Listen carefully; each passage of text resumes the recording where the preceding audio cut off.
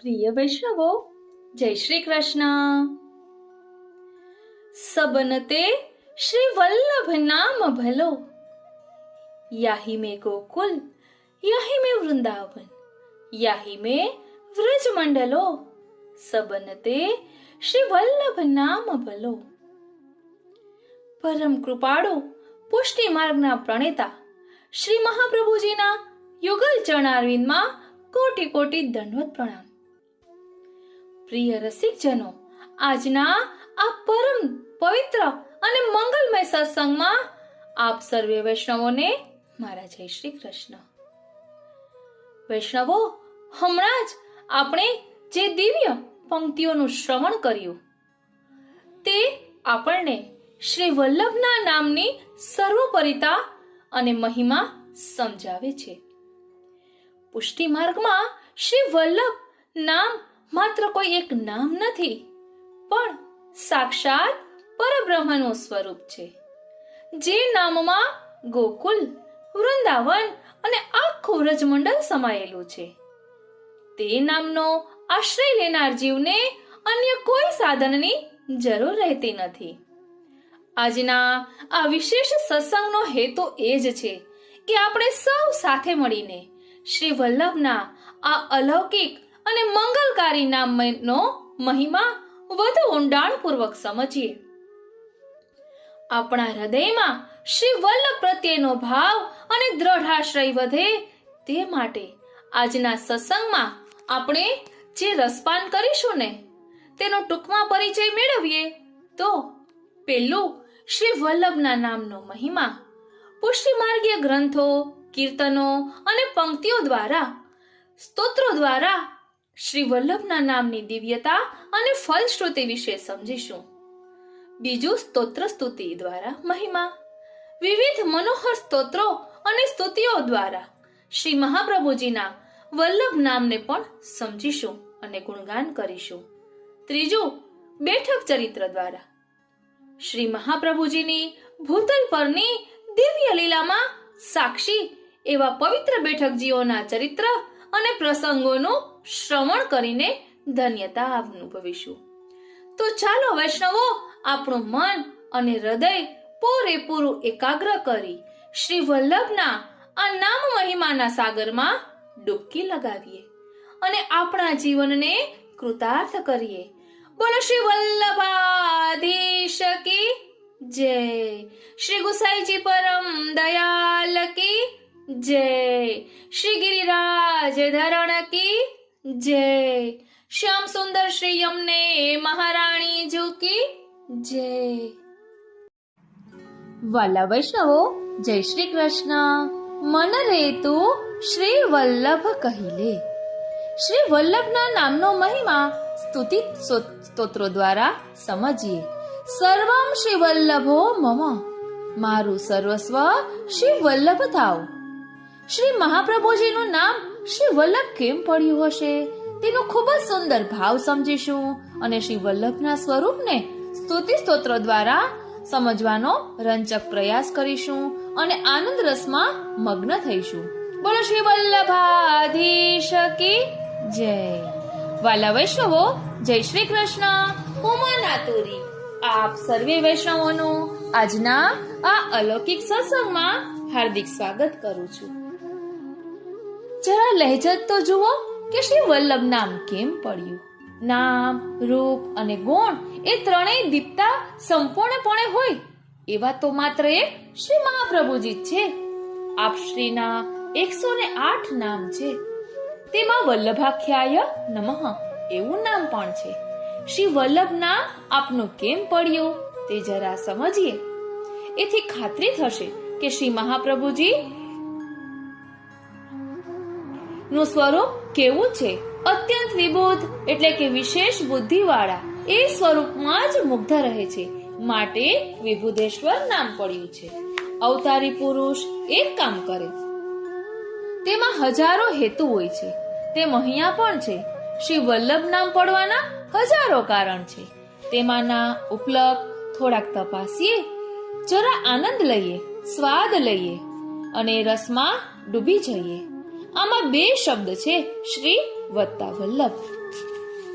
શ્રી એટલે દૈવી સૃષ્ટિ અને વલ્લભ એટલે વાલા. ખૂબ જ ધ્યાન આપજો, અતિ આનંદ આવશે. શ્રી એટલે દૈવી સૃષ્ટિ અને વલ્લભ એટલે વાલા. દૈવી સૃષ્ટિ જે સહસ્ત્ર પરિવત્સરથી અથડાતી હતી તેની શરણ દ્વારા ઈશ્વરનો સંબંધ કરાવ્યો, તે માટે શ્રી વલ્લભ. શ્રી એટલે વ્રજભૂમિ અને વલ્લભ એટલે વાલા. વ્રજભૂમિના લીલાત્મક સ્થળો તિરોભૂત થઈ ગયા હતા, તે આપે પ્રકટ થઈને સ્વ અનુભવે પ્રકટ કર્યા, માટે આપ શ્રી વ્રજભૂમિને પ્રિય છે, માટે શ્રી વલ્લભ.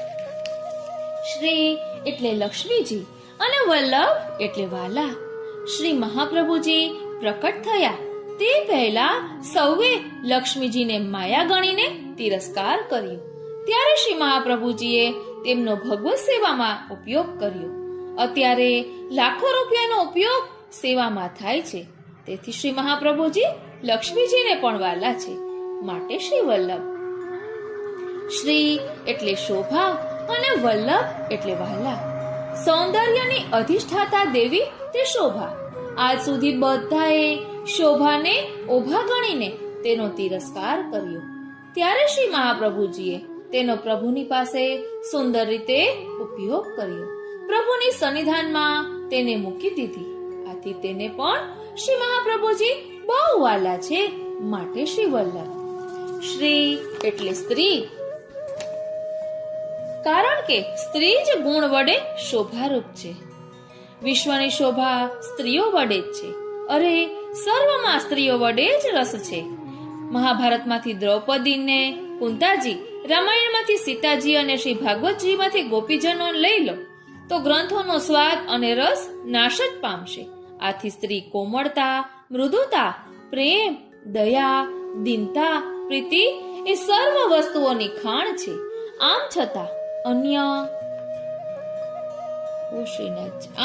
અન્ય ધર્મ સ્થાપકોએ તેને નરકની ખાણ કહીને વગોવી, મારી અને ત્યાગ કર્યો. અરે એટલે સુધી કે તેનું મોં જોતા એ પાપ ગણાવા લાગ્યું. શ્રી જુલમની વાત, આવી ગુણવાળી વસ્તુનો ત્યાગ કરીને પ્રભુમાં દોષારોપણ, ખપ વગરની ચીજ પ્રભુ કેમ બનાવે? શ્રી મહાપ્રભુજીએ એવી ગુણસાગર સ્ત્રીનો ઉપયોગ સેવામાં કર્યો. પ્રભુ સેવાને માટે એવા ગુણો વધારે ઉપયોગી છે, માટે પુષ્ટિ માર્ગમાં સ્ત્રીઓ આગળ છે. કારણ કે અતો હિ ભગવાન કૃષ્ણ સ્ત્રીશુ રે મે યહર્નિશમ, એટલે શ્રી સુબોધિનીજીમાં. આમ શ્રી મહાપ્રભુજી કહે છે, આમ સર્વે તિરસ્કારાયેલી સ્ત્રીઓનો પ્રભુ સેવામાં અંગીકાર કર્યો, માટે આપ સ્ત્રીઓને બહુ જ વાલા છે, માટે શ્રી વલ્લભ નામ પડ્યું છે. શ્રી એટલે સૃષ્ટિ અને શ્રી એટલે સૃષ્ટિ. ફરી એકવાર, શ્રી એટલે સૃષ્ટિ. જગત કે દુનિયા અન્ય મતવાળાઓને જગતને જૂઠું કહ્યું, એટલે જગત કે દુનિયા બીજા અન્ય મતવાળાઓ છે એમણે જગતને જૂઠું કહ્યું, સૃષ્ટિને દોષરૂપ ગણીને ત્યાગ કરવાનું કહ્યું. તો શ્રી મહાપ્રભુજી કહે છે કે જગત છોડીને તમે ક્યાં જશો? જગત જ્યાં જશો ત્યાં સાથે જ રહેવાનું, માટે તેને પ્રભુ રૂપે જોશો તો તમને ક્ષણ પણ પ્રભુ નહીં વિસરે, એ તમારો ઉદ્ધાર થશે. જે તે વસ્તુને જૂઠી કહ્યા કરશો તો તમારી ભાવના જૂઠી થઈ જશે ને તમે પણ જૂઠા બની જશો. માટે જગતને સત્ય એટલે કે ઈશ્વર રૂપે જુઓ, એટલે તમારો ઉદ્ધાર થાય જ. તમારું જીવન અને ભાવના જ પ્રભુમય બની જાય. આમ બીજાએ જૂઠા કહેલા જગતને સર્વમાં પ્રભુ બિરાજતા હોવાથી અને પ્રભુનો મંદિર હોવાથી સાચું સાબિત કરી બતાવ્યું. માટે જગત એટલે સૃષ્ટિને શ્રી મહાપ્રભુજી બહુ વાલા લાગ્યા, માટે શ્રી વલ્લભ. શ્રી એટલે સરસ્વતી અને વલ્લભ એટલે વાલા.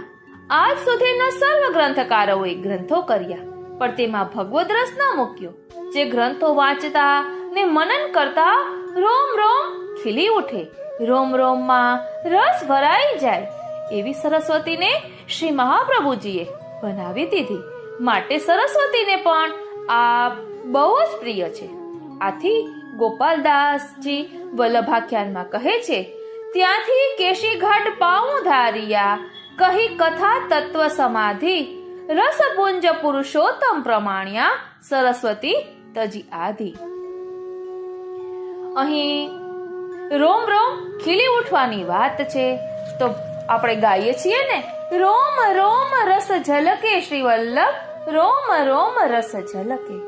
અને અહીં કહે છે ને કે ત્યાંથી કેશી ઘાટ પાઉં ધારિયા, કહી કથા તત્વ સમાધિ, રસપુંજ પુરુષોત્તમ પ્રમાણ્યા, સરસ્વતી તજી આધી.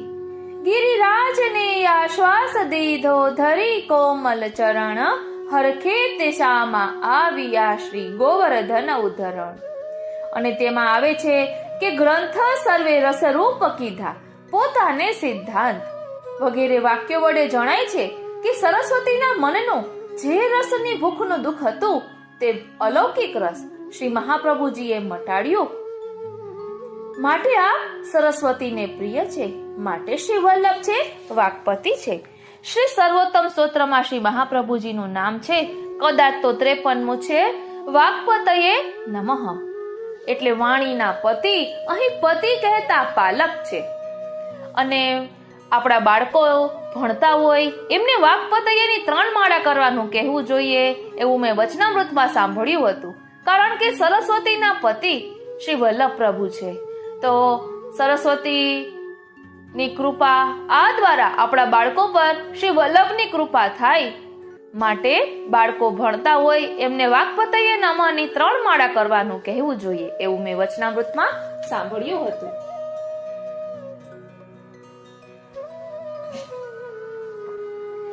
ઓ શ્રીનાથજી, શ્રી એટલે વેદની રૂચાઓ અને વલ્લભ એટલે વહાલા. વેદની શ્રુતિઓના ભાવ આપશ્રીના પ્રાકટ્ય પહેલા કોઈને ખબર ન હતી.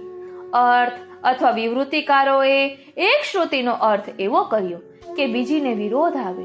આથી એકને જમાડીએ ને બીજાને ભૂખ્યો મૂકીએ એવું થયું. પણ શ્રી મહાપ્રભુજીએ બધાનો અવિરોધપણે અર્થ બતાવ્યો. જેમ કે વેદમાં શ્રુતિ છે કે અતપ્તનો ઈશ્વર અંગીકાર કરતા નથી, અતપ્ત તનુનો ઈશ્વર અંગીકાર કરતા નથી. તો કેટલાકે દ્વારિકાની છાપો લેવા માંડી.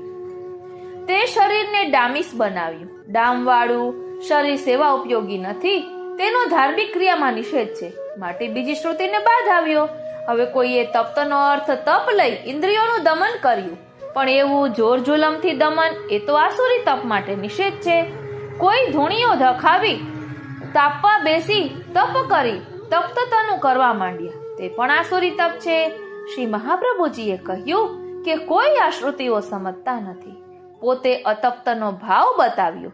તપ્ત એટલે વિપ્રયોગનો તાપ, ભૌતિક અગ્નિ નહીં પણ પ્રભુને મળવાની આરતીનો આધિદૈવિક અગ્નિ, કે જેથી નવીનતનો બને ને પ્રભુની પ્રાપ્તિ થાય. આમ શ્રુતિઓના ભાવ સ્પષ્ટ કરવાથી શ્રુતિઓના તાપ ટળી ગયા ને શ્રી મહાપ્રભુજી પોતાના પતિના આગળ શ્રુતિઓએ પોતાના હૃદય ખુલ્લા કર્યા. એટલે કે શ્રુતિઓને શ્રી મહાપ્રભુજી બહુ જ વાલા છે, માટે શ્રી વલ્લભ. શ્રી એટલે વ્રજની લીલાઓ અને વલ્લભ એટલે વહાલા.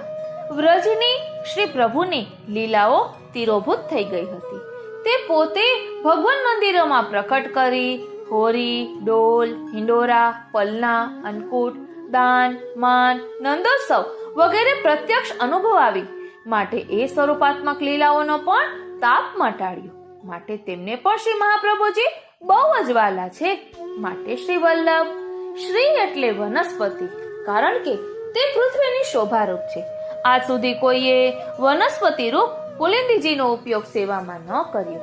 જ્યારે શ્રી મહાપ્રભુજી પ્રકટ થયા ત્યાર પછી તેના પાન, ફળ, ફૂલ વગેરે સર્વનો ઉપયોગ પ્રભુની સેવામાં થવા લાગ્યો. આથી વનસ્પતિ પણ પ્રસન્ન થઈ ગઈ. માટે શ્રી મહાપ્રભુજી વનસ્પતિને પણ વહાલા છે, માટે શ્રી વલ્લભ. શ્રી એટલે શ્રી યમુનાજી અને વલ્લભ એટલે વાલા. શ્રી યમુનાજીનું મહાત્મ્ય તીરોભૂત થઈ ગયું હતું. એ આપે પ્રકટ થઈને પ્રકટ કર્યું. વળી શ્રી યમુનાષ્ટક દ્વારા શ્રી યમુનાજીની સ્તુતિ કરી. ને જલ સ્વરૂપ શ્રી યમુનાજીનો સેવામાં ઉપયોગ કર્યો. માટે આપ શ્રી યમુનાજીને બહુ જ પ્રિય છે. માટે શ્રી વલ્લભ હમણાં આપણે સત્સંગ કર્યો હતો ને, શ્રી યમુનાજી માં વલ્લભ, શ્રી ગિરિરાજ માં વલ્લભ, બેઠકમાં શ્રી વલ્લભ વલ્લભ મહાપ્રભુજી શ્રી વલ્લભ, જગમાં વલ્લભ વ્રજમાં વલ્લભ, કોટિ બ્રહ્માંડે શ્રી વલ્લભ, ગૌલોકમાં વલ્લભ વલ્લભ, નિત્ય લીલામાં શ્રી વલ્લભ, શ્રી યમુનાજી માં વલ્લભ. હવે આગળ કહે છે, શ્રી એટલે પ્રેમ લક્ષણા ભક્તિ અને વલ્લભ એટલે પ્રિય. શ્રી મહાપ્રભુજીના પ્રાગટ્ય પહેલા પ્રેમ લક્ષણા ભક્તિ તિરોભૂત હતી. તેને પ્રકટ કરી માટે પ્રેમ લક્ષણા ભક્તિને પણ આપ બહુ જ વહાલા છો. માટે શ્રી વલ્લભ પ્રસંગ એવો છે કે આપ શ્રી પ્રકટ થયા ત્યારે ત્યાં ચંપારણ્યમાં જ પ્રકટ થતા સાથે નવી ભક્તિઓ આવીને, ધ્યાન આપજો, નવી ભક્તિઓ આવીને પાસે હાથ જોડીને ઊભી રહી ઉદ્ધારને માટે સ્તુતિ કરવા લાગી કે અમારો અંગીકાર કરો. પણ શ્રી મહાપ્રભુજી એમની સામે ન જોયું. જ્યારે પ્રેમ લક્ષણા ભક્તિ રસીલી મદમાતી અલૌકિક સુંદર શણગાર ધારણ કરીને પધાર્યા ત્યારે શ્રી મહાપ્રભુજીએ તેમના તરફ દ્રષ્ટિ પૂરી તેમનો અંગીકાર કરવાનો જણાવ્યું. આથી નવી ભક્તિઓ પ્રેમ લક્ષણા ભક્તિની પાછળ ફરી વળી ને સ્તુતિ કરવા લાગી કે અમારા પર કૃપા કરો. આથી શ્રી મહાપ્રભુજીની આજ્ઞાથી પ્રેમ લક્ષણાજીને દયા આવી ને એ નવી ભક્તિઓને કહ્યું કે તમારામાંની એકનો કોઈ સંપૂર્ણપણે ઉપયોગ કરશે ને ત્યારે જ હું આવીશ. આથી નવી ભક્તિઓએ પ્રસન્ન થઈને શ્રી મહાપ્રભુજીને અને પ્રેમ લક્ષણાજીને આશીર્વાદ આપ્યા. આથી શ્રી મહાપ્રભુજી નવી ભક્તિઓને તથા પ્રેમ લક્ષણા ભક્તિને પણ ખૂબ જ વહાલા છે. માટે શ્રી વલ્લભ. શ્રી એટલે વ્રજ ભક્તો અને વલ્લભ એટલે વહાલા. વ્રજ ભક્તોએ પ્રભુની સાથે કરેલી અલૌકિક લીલાઓના વખાણ અને સ્પષ્ટીકરણ કર્યું. વળી વ્રજ ભક્તો પર ને શ્રી ઠાકોરજી પર અન્ય આસુરી જીવો અલૌકિક લીલાઓ ન સમજવાથી દોષારોપણ કરતા હતા તેમનો નિષેધ કર્યો. લીલાનો નિર્ગુણત્વ બતાવી આપ્યું. માટે વ્રજ ભક્તોએ ને આપ શ્રી બહુ જ વહાલા છે. માટે શ્રી વલ્લભ. શ્રી એટલે શોભા અને વલ્લભ એટલે ઠાકોરજી. શ્રી ઠાકોરજીની શોભા સ્વરૂપ છે કારણ કે પ્રભુ ભક્તો વડે શોભે છે. શ્રી ઠાકોરજી એ દુલ્હે એટલે કે વર છે. તે ભક્તો અને ભક્તો છે ને એ જાનૈયા છે. દિન દુલ્હે મેરો કુંવર કન્હૈયા. આ યશોમતીજીના વાક્ય પ્રમાણે તે સ્પષ્ટ છે. વર જાનૈયા વગર ના દીપે તેમ ભક્તો વગર ભગવાન ન શોભે. રાજા જેમ રસાલા વગર ન શોભે ને તેમ હવે શ્રી મહાપ્રભુજીએ બ્રહ્મ સંબંધ દ્વારા ભક્તોનો સંબંધ કરાવી પ્રભુની શોભામાં વધારો કર્યો. માટે શ્રી મહાપ્રભુજી શ્રી ઠાકોરજીની પણ શોભારૂપ હોવાથી પોતે બહુ વહાલા છે. માટે શ્રી વલ્લભ. શ્રી એટલે શ્રી સ્વામિનીજી અને વલ્લભ એટલે વહાલા ઠાકોરજી એ બેઉનું વિપ્રયોગાત્મક યુગલ સ્વરૂપ છે. માટે આપ શ્રી વલ્લભ કહેવાય. જુઓ સૌંદર્ય પદ. શ્રી એટલે સ્વામિનીજી અને વલ્લભ એટલે ઠાકોરજી એ બેઉ સ્વરૂપોને આ બહુ જ પ્રિય છે કારણ કે તેમની લીલાત્મક સામગ્રી આ પૂરી પાડે છે. માટે શ્રી વલ્લભ નામ પડ્યું છે. શ્રી એટલે પ્રીતિ અને વલ્લભ એટલે વહાલા. આજ સુધી સૌએ માયિક વસ્તુઓમાં પ્રીતિને જોડી ત્યારે પ્રીતિનો ઉપયોગ શ્રી મહાપ્રભુજીએ પ્રભુમાં કર્યો. પ્રીતિ સ્વરૂપાત્મક છે એટલે શ્રી મહાપ્રભુજી પ્રકટ થયા ત્યારે આપશ્રી પાસે ગઈ હતી. આમ પ્રીતિનો અલૌકિક ઉપયોગ થવાથી તેની શ્રી મહાપ્રભુજી પર આસક્તિ થઈ. આથી શ્રી વલ્લભ. શ્રી એટલે માયા, વલ્લભ એટલે વહાલા. શ્રી મહાપ્રભુજી માયાને પણ વહાલા છે કારણ કે માયાને પ્રભુનો સંબંધ કરાવીને એટલે પ્રભુ પર જ માયા રાખવાનું કહીને માયાને યોગ માયા બનાવી. માયાનો યોગ પ્રભુ સાથે કર્યો માટે યોગ માયા. આથી શ્રી મહાપ્રભુજી માયાને પણ વહાલા છે માટે શ્રી વલ્લભ કહેવાયા. શ્રી વલ્લભમાં શ્રી વત્તા વલ્લભ એટલે શ્રી એટલે ઇન્દ્રિયો કારણ કે ઇન્દ્રિયો સર્વ શરીરની શોભારૂપ છે. આંખ, કાન, નાક, જીભ, ચામડી વગેરે જ્ઞાનેન્દ્રિયો, હાથ પગ વગેરે કર્મેન્દ્રિયો, એમાંની કોઈ એક પણ જો શરીરમાં ન હોય તો શરીરની શોભાનો નાશ થઈ જાય. માટે શ્રી એટલે શોભારૂપ ઇન્દ્રિયો અને વલ્લભ એટલે વહાલા. સર્વેએ માત્ર ઇન્દ્રિયોનું નર્યું દમન કરવાનું જ બતાવ્યું. આથી ઇન્દ્રિયો કૃશ થઈ ગઈ. વળી એમ આસુરી તપથી દમન કરવું એ આસુરત્વ છે. જેમ કોઈને 5-7 છોકરા હોય ને પછી ખાવા ન આપે તો તે શાપ દે, તેમ ઇન્દ્રિયોને કઈ કામ નહીં સોંપતા દમન કર્યું. આથી ઇન્દ્રિયો શાપ આપવા લાગી કે અમે ક્યાંથી તારી પાસે આવી કે અમારો દુરુપયોગ થાય છે. હવે શ્રી મહાપ્રભુજીએ ઇન્દ્રિયોનું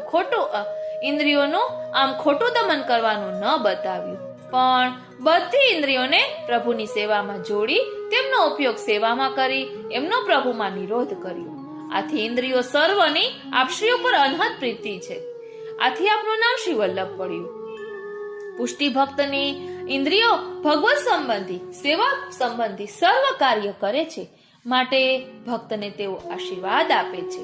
આમ શ્રી વલ્લભ નામ પડવાનું આ પણ એક મહાન કારણ છે.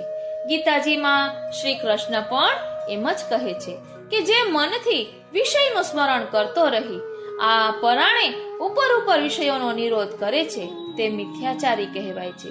પણ જે શાસ્ત્રીય આજ્ઞા પ્રમાણે ભગવત સંબંધ પૂર્વક વિષયો ગ્રહણ કરી પ્રભુમાં મન રાખીને વર્તે છે તે મારો ભક્ત કહેવાય છે. આ નિયમ પ્રમાણે પુષ્ટિ માર્ગ ચાલી રહેલો છે. અરે આ તો ઠીક છે, પણ જે વસ્તુઓનો નિષેધ કરે છે તેનો પણ શ્રી મહાપ્રભુજીએ સદુપયોગ કર્યો છે. માટે એવી વસ્તુઓને પણ શ્રી મહાપ્રભુજી બહુ વાલા છે, જેમ કે કામ, ક્રોધ, લોભ, મોહ, મદ, મત્સર એ પાક્કા શત્રુ છે. માટે તેનો ત્યાગ કરવો એમ અન્ય સર્વે બતાવે છે. તો શ્રી મહાપ્રભુજી કહે છે કે તે સર્વને પ્રભુમાં જોડી દો અને સર્વ ભગવદીય બની જશે. કામ પણ પ્રભુ સંબંધી, ક્રોધ પણ પ્રભુ સંબંધી વગેરે વગેરે. આ સૌ એકઠા થઈ પોતાનો દુરુપયોગ થવાથી શ્રી મહાપ્રભુજી પાસે આવીને રડી પડ્યા. માટે તેમના પર આપશ્રીને દયા આવી. એટલે એમને કહ્યું કે તમે કોઈમાં જાઓ તો પ્રભુના સંબંધ પૂર્વક જજો, એટલે તમે પણ અલૌકિક બની જશો. આમ તેમને રસ્તો બતાવવાથી તે પણ પ્રસન્ન થયા. એટલે કામ, ક્રોધ, મદ, લોભ, મોહ, મત્સર પ્રભુ સંબંધી હોય તો તે પણ કલ્યાણ કરે છે. આમ શ્રી મહાપ્રભુજી સર્વને પ્રિય છે. માટે આપનું નામ શ્રી વલ્લભ પડ્યું છે. બોલો શ્રી વલ્લભાધીશ કી જય. એટલે જ કહ્યું છે ને કે મન રે તું શ્રી વલ્લભ કહી લે. અને ઓ શ્રીનાથજી સબનતે શ્રી વલ્લભ નામ ભલો, યહી મેં ગોકુલ યહી મેં વૃંદાવન યહી મેં વ્રજ મંડલો, સબનતે શ્રી વલ્લભ નામ ભલો. વાલા વૈષ્ણવો, હવે આપણે શ્રી મહાપ્રભુજીની સ્તુતિ અલગ અલગ પ્રકારે કરીને એમના સ્વરૂપને સમજવાનો પ્રયાસ કરીશું. અને ત્યારબાદ સર્વોત્તમ સ્તોત્રમાં શ્રી વલ્લભાખ્યાય નમઃ એ નામ છે તેનું પણ ભાવ દર્શન કરીશું કે જેના કારણે શ્રી વલ્લભના નામના મહિમાને સુંદર રીતે સમજી શકાય. શ્રી હરિરાયજીએ નિજાચાર્યાષ્ટકમ સ્તોત્ર લખ્યું છે. તેમાં આ સ્તુતિ કરતા કહે છે કે શ્રી ગોપીજન વલ્લભ પ્રભુ શ્રી કૃષ્ણ ઉપરના પ્રેમ ભાવને કારણે એમના વિરહમાં થતા સંતાપથી તદ્રૂપ એવા જે અગ્નિ સ્વરૂપ શ્રી વલ્લભાચાર્યજી ભક્તિરૂપી અમૃતના સાગરને પ્રકટ કરતા પ્રાદુર્ભાવ પામ્યા તે શ્રી મહાપ્રભુજી અમારી ગતિ થાવ. ભગવાનના સંબંધ સિવાયનું બીજું જે કોઈ લૌકિક ફળ તેની સાથે જેને ક્યાંય પણ સંબંધ નથી, વળી જે રહસ્ય અને રહસ્યના મનનને ભક્તના હૃદયમાં ઉતારવાની શક્તિમાન છે અને હંમેશા લીલાના આશ્રયરૂપ પ્રભુમાં લીન થયેલા જે ભક્તો તેઓને જે નિત્ય તાપક્લેશ હોય છે તે તાપક્લેશ જેઓને છે તેવા શ્રી મહાપ્રભુજી મારો હંમેશનો આશ્રય છે. તેવા શ્રી મહાપ્રભુજી મારો હંમેશનો આશ્રય છે. વિયોગ અને સંયોગ રસના ખાસ અનુભવની સિદ્ધિ માટે જેમણે દેહ ધારણ કર્યો છે અને તે દેહથી સિદ્ધ કરી શકાય એવો જે સર્વોત્તમ પુષ્ટિ માર્ગ, તેને પ્રકટ કરવામાં બીજા કોઈ પણ કારણ વિના, કારણ ખાતર જ કારણ રૂપે રહેલા અને શ્રી મહાપ્રભુજી મારી ગતિ છે. નિસાધન એવા જે પોતાના જનો એવોને આ માર્ગમાં ઉત્પન્ન થતો જે સંશય, તેને કેવળ પોતાના મુખારવિંદના સ્મરણ માત્રથી જ જેમણે દૂર કર્યો છે, એવા અને નિત્ય દયામય લાલ નેત્રો વડે પોતાનું હૃદય જેમણે જણાવ્યું છે, તેવા શ્રી મહાપ્રભુજી મારો હંમેશનો આશ્રય છે. શ્રી ગોકુલેશના ચરણ કમલની સેવામાં ખાસ દોષો જોનારાઓના પણ દોષોને બાળી નાખનારા અને અશુદ્ધિને લઈને જેઓને ખોટો ભ્રમ પોતાના મનમાં ઉત્પન્ન થયો છે, તેવાઓને પણ શુદ્ધ કરનારા શ્રી વલ્લભાચાર્યજી મારા સ્વામી થાવ. પ્રભુ સાથેનો સંબંધ, તેને લઈ ઉત્પન્ન થયેલ અતિ અલૌકિક જે ભાવ, તે તરફ આદરવાળા અને અંતઃકરણ જેના એવા નિજ ભક્તોની આગળ અલૌકિક એવા શ્રી ગુસાઈજીના પિતા શ્રી મહાપ્રભુજી મારો આશ્રય છે. ઓ શ્રીનાથજી, અમારા સ્વામી અમારું અને બીજાનું જે રક્ષણ કરવાની બાબતમાં અમારી બુદ્ધિને દોરનારા અત્યંત કરુણાવાળા નિજજનો જેઓને બહુ વાલા છે, એવા મારા ચિત્તમાં જેમના નામો વિલાસ કરે છે, એવા અને સામવેદની સુંદર રૂચાઓનું ગાન જેમને બહુ જ પ્રિય છે, એવા શ્રી મહાપ્રભુજી પોતાના પ્રિયજન એવા મારા ઉપર કરુણા કરો. ખાસ કૃપા કરી શ્રી મહાપ્રભુજી પોતાના ચરણ કમલ રૂપી ફળનું દાન સદાને માટે મને કરે, તો નિજ ભક્તોએ કરેલા પાપોના સમૂહને દૂર કરનારા હરિ ભગવત ભાવમાં પ્રતિબંધ કરનારી વસ્તુઓને ચોક્કસ દૂર કરે. ઇતિ શ્રી હરિદાસોક્તમ શ્રી નિજાચાર્યાષ્ટકમ. આપણે ફક્ત ભાવ જ લઈ રહ્યા છીએ. હવે છે શ્રી વલ્લભ પંચાક્ષર સ્તોત્ર. શ્રી ગોપીજન વલ્લભ શ્રી કૃષ્ણચંદ્રના મુખારવિંદ સ્વરૂપ, વિયોગ અગ્નિરૂપ કૃપા કરનારા અને અલૌકિક નિજાનંદ સ્વરૂપ એવા હે શ્રી વલ્લભ, હું આપનો છું. શ્રી કૃષ્ણની અધર સુધાથી ભરપૂર એવા નિજ અંગોવાળા તથા શ્રી ભાગવતજીના તત્વના મહાસાગર રૂપ એવા હે શ્રી વલ્લભ, હું આપનો છું. ભાવાત્મક પ્રભુનો તાપ ક્લેશ અને સેવાનો માર્ગ બતાવનારા આવા ભાવના કારણે જ જેમના ચરણ કમલ વાલા બન્યા છે, એવા હે શ્રી વલ્લભ, હું આપનો છું. કરુણાવાળા નેત્રોના અંતર્ભાગથી દ્રષ્ટિ કરતા વેત જ પાપોનો નાશ કરનારા અને નિસાધન જનોના સ્વામી એવા હે શ્રી વલ્લભ, હું આપનો છું. હે મધુર મુખવાળા, હે મધુર અણિયાળા નેત્રોવાળા, હે મધુર અધરવાળા અને હે મધુર સ્વરૂપવાળા શ્રી વલ્લભ, હું આપનો છું. દીનતા માત્રથી સંતોષ પામેલા, દીનતાના માર્ગનો બોધ કરનારા અને દીનતા પૂર્ણ હૃદયવાળા એવા હે શ્રી વલ્લભ, હું આપનો છું. જે જીવોને આપે આપના કર્યા છે, તેમના અનેક અપરાધોનો નાશ કરવા શક્તિમાન અને આવા ભક્તોના યોગક્ષેમને સાચવનારા હે શ્રી વલ્લભ, હું આપનો છું. અદેય એવું ફળ પ્રાપ્ત કરવા પૂર્ણ ભાવપૂર્વક ભગવત ભક્તો દ્વારા જેમના ચરણ કમલોની સેવા કરવામાં આવી છે, એવા હે શ્રી વલ્લભ, હું આપનો છું. ઇતિ શ્રી હરિદાસોક્તમ શ્રી વલ્લભ પંચાક્ષર સ્તોત્ર. હવે છે શ્રી વલ્લભ ભાવાષ્ટકમ. શ્રી વલ્લભ મારા સ્વામી છે, શ્રી વલ્લભ સદા મારી ગતિ છે. મારી બુદ્ધિ શ્રી વલ્લભમાં રહો, શ્રી વલ્લભમાં મારો પ્રેમ થાવ. મારા વિચારો શ્રી વલ્લભ સંબંધી રહે. હું બધું કાર્ય શ્રી વલ્લભના માટે જ કરું. શ્રી વલ્લભનું જ દર્શન અને સ્મરણ કરું. એમના પ્રસાદી પુષ્પોને સૂંઘું, તેમના જ અધરામૃતના આગ્રહ વાળો થાઉં. તેમના ગુણોનું શ્રવણ કરું, એમના ચરણ કમળોનું સ્મરણ કરું. હું એમના મહિમાનું ગાન કરું અને હાથ વડે એમની સેવા કરું. એમનો સ્વરૂપાનંદ મને પ્રાપ્ત થાવ. એમની નિકટ હું હંમેશા જાઉં. એમની સન્મુખ મારે હંમેશા રહેવાનું થાય. એમના સેવકોનો સદા સંગ થાય. એમની કથામાં ભારે રુચિ થાય, એમના વચનોમાં જ મારી નિષ્ઠા રહો, એમના સંબંધમાં શ્રદ્ધા, એમના ચરણ કમળમાં વિશ્વાસ, એમનું દાસ્ય અને એમના ચરણમાં મારો આશ્રય થાવ. મારા મસ્તક ઉપર શ્રી વલ્લભ બિરાજો, મારા હૃદયમાં શ્રી વલ્લભ બિરાજો, મારી ચારે બાજુ શ્રી વલ્લભ રહો, મારું સર્વસ્વ શ્રી વલ્લભ થાવ. શ્રી વલ્લભને વંદન હો, શ્રી વલ્લભમાં હંમેશા મારી દીનતા રહો. શ્રી વલ્લભને જ હું પ્રાર્થના કરું, એમના ચરણ કમલનો જ પરાધીન દાસ બનીને રહું. ભક્તિ માર્ગમાં વરણ પામેલા જીવોને આ અષ્ટકનો પાઠ કરવાથી શ્રી વલ્લભના ચરણ કમલમાં દ્રઢ ભાવ થાવ. ઇતિ શ્રી હરિદાસોક્તમ શ્રી વલ્લભ ભાવાષ્ટકમ. હવે છે શ્રી વલ્લભ શરણાષ્ટકમ. નિસાધન મનુષ્યોનો ઉદ્ધાર કરવા પ્રકટ થયેલા શ્રી ગોકુલેશ સ્વરૂપ એવા શ્રી વલ્લભ શ્રી મહાપ્રભુજી મારો આશ્રય છે. ભક્તોને સેવાના આનંદનું દાન કરવા માટે પુષ્ટિ માર્ગને પ્રકટ કરનારા એટલે કે અનુગ્રહના માર્ગને પ્રકટ કરનારા, કરુણા દીનતાથી પ્રાપ્ત કરી શકાય એવા શ્રી વલ્લભ મારો આશ્રય છે.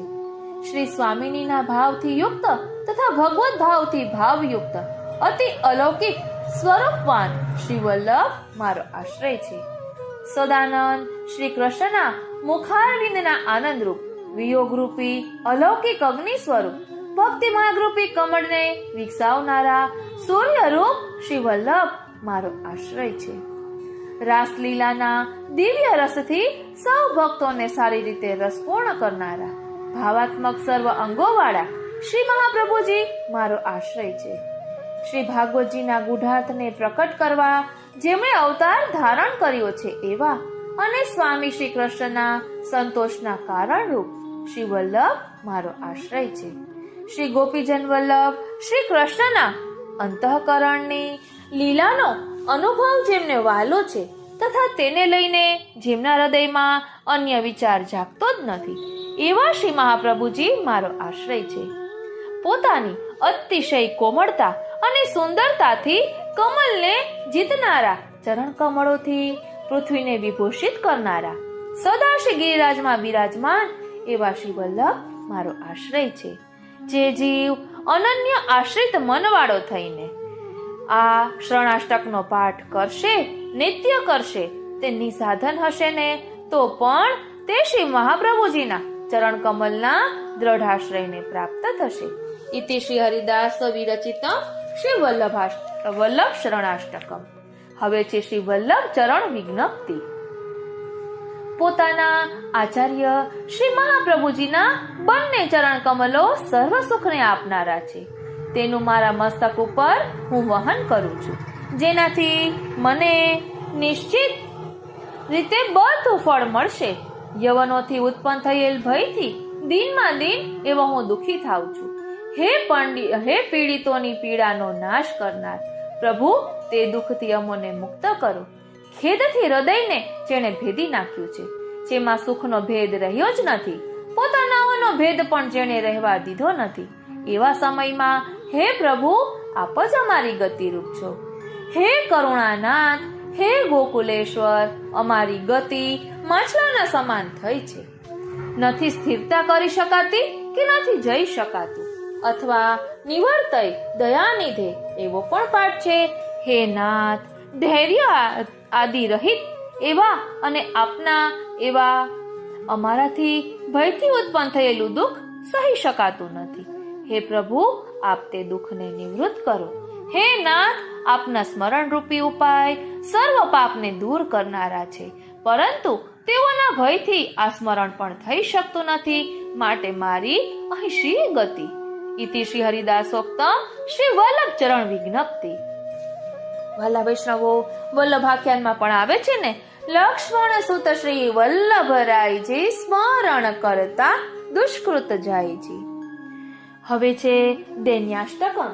એટલે આપણા શ્રી હરિરાય મહાપ્રભુજીના ગ્રંથો એવા છે કે આપણામાં દીનતા પ્રકટ થાય, નિસાધનતા નો ભાવ આવે. કારણ કે શ્રી હરિરાય મહાપ્રભુજીને દીનતા સાગર અને શિક્ષા સાગર કહેવામાં આવ્યા છે. હવે છે દૈન્યાષ્ટકમ. હે શ્રી વલ્લભ, શ્રી વૃંદાવનની રજથી યુક્ત અને શ્રી યમુનાજીના જળ કંપ વાળું આપનું ચરણતલ મારા મસ્તકે ક્યારે ધરશો? હે શ્રી વલ્લભ, પ્રેમથી આર્દ્ર બનેલા હૃદયમાં ભક્તોએ જેનું સદા ભાવન કર્યું છે એવું આપનું ચરણાતલ મારા મસ્તકે ક્યારે પધરાવશો? હે શ્રી વલ્લભ, આપના ચરણ પ્રક્ષાલનના જલરૂપી અમૃતને આપના આશ્રિતોને જીવનદાન આપ્યું છે.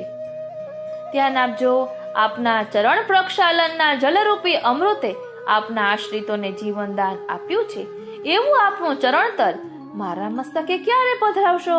આપણે વલ્લભકુલના બાળકોને કેસર સ્નાન કરાવવામાં આવે છે ને, એની અહીં વાત છે. હવે કહે છે, હે શ્રી વલ્લભ, અનેક પુષ્પોથી પ્રાપ્ત અને ભક્તો દ્વારા સદા સારી રીતે સેવાયેલા આપના ચરણતલને મારા મસ્તકે ક્યારે પધરાવશો? હે શ્રી વલ્લભ, ભક્તિ સહિત 4 પુરુષાર્થ રૂપી 5 અંગુલી વાળું આપનું ચરણતલ મારા મસ્તકે ક્યારે પધરાવશો? હે શ્રી વલ્લભ, ભક્તિ રૂપી લાલ રંગથી સદા શોભાયમાન એવું આપનું ચરણતલ મારા મસ્તકે ક્યારે પધરાવશો? હે શ્રી વલ્લભ, નખચંદ્રના પ્રકાશથી સ્વતઃ પોતાના ભક્તોને પ્રકાશ આપનારું આપનું ચરણતલ મારા મસ્તકે ક્યારે પધરાવશો? હે શ્રી વલ્લભ, પુષ્ટિ માર્ગ રૂપી કલ્પ વૃક્ષના પૃથ્વી ઉપર પ્રાપ્ત થયેલા મૂળરૂપ આપનું ચરણતલ મારા મસ્તકે ક્યારે પધરાવશો? ઇતિ શ્રી હરિદાસોક્તમ દૈન્યાષ્ટકમ. આ રીતે દૈન્યાષ્ટકમ અહીં વિરમે છે. હવે છે હાહા દૈન્યાષ્ટકમ, એટલે જ્યારે વિરહ સહી શકાતો ન હોય ને ત્યારે હાહા શબ્દ આવે છે. અત્ર હાહા શબ્દ વિયોગ સહી ન શકવાથી ખેદનો પ્રદર્શક છે.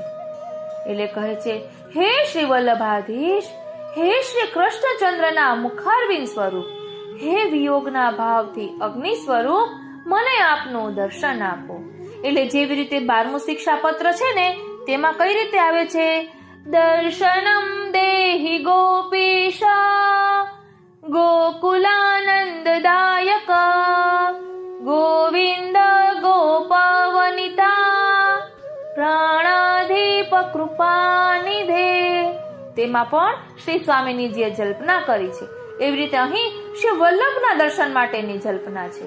એટલે કહે છે, હે વિશાલ નેત્રવાળા, હે પ્રફુલ્લિત મુખારવિંદવાળા, હે સુંદર નાસિકાની શોભાવાળા પ્રભુ, મને આપનું દર્શન આપો.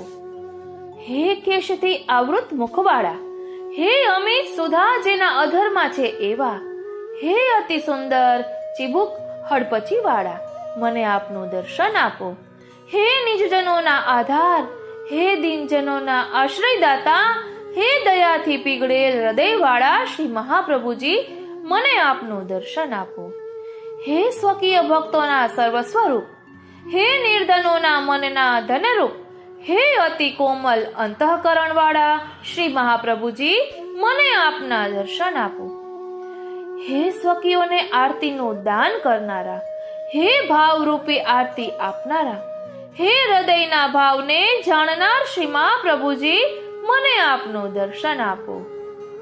હે સ્વકીય જનોના પ્રાણ, હે સ્વકીય જનોથી ઘેરાયેલા, હે પુષ્ટિ અનુગ્રહ માર્ગના આચાર્ય શ્રી મહાપ્રભુજી, મને દર્શન આપો.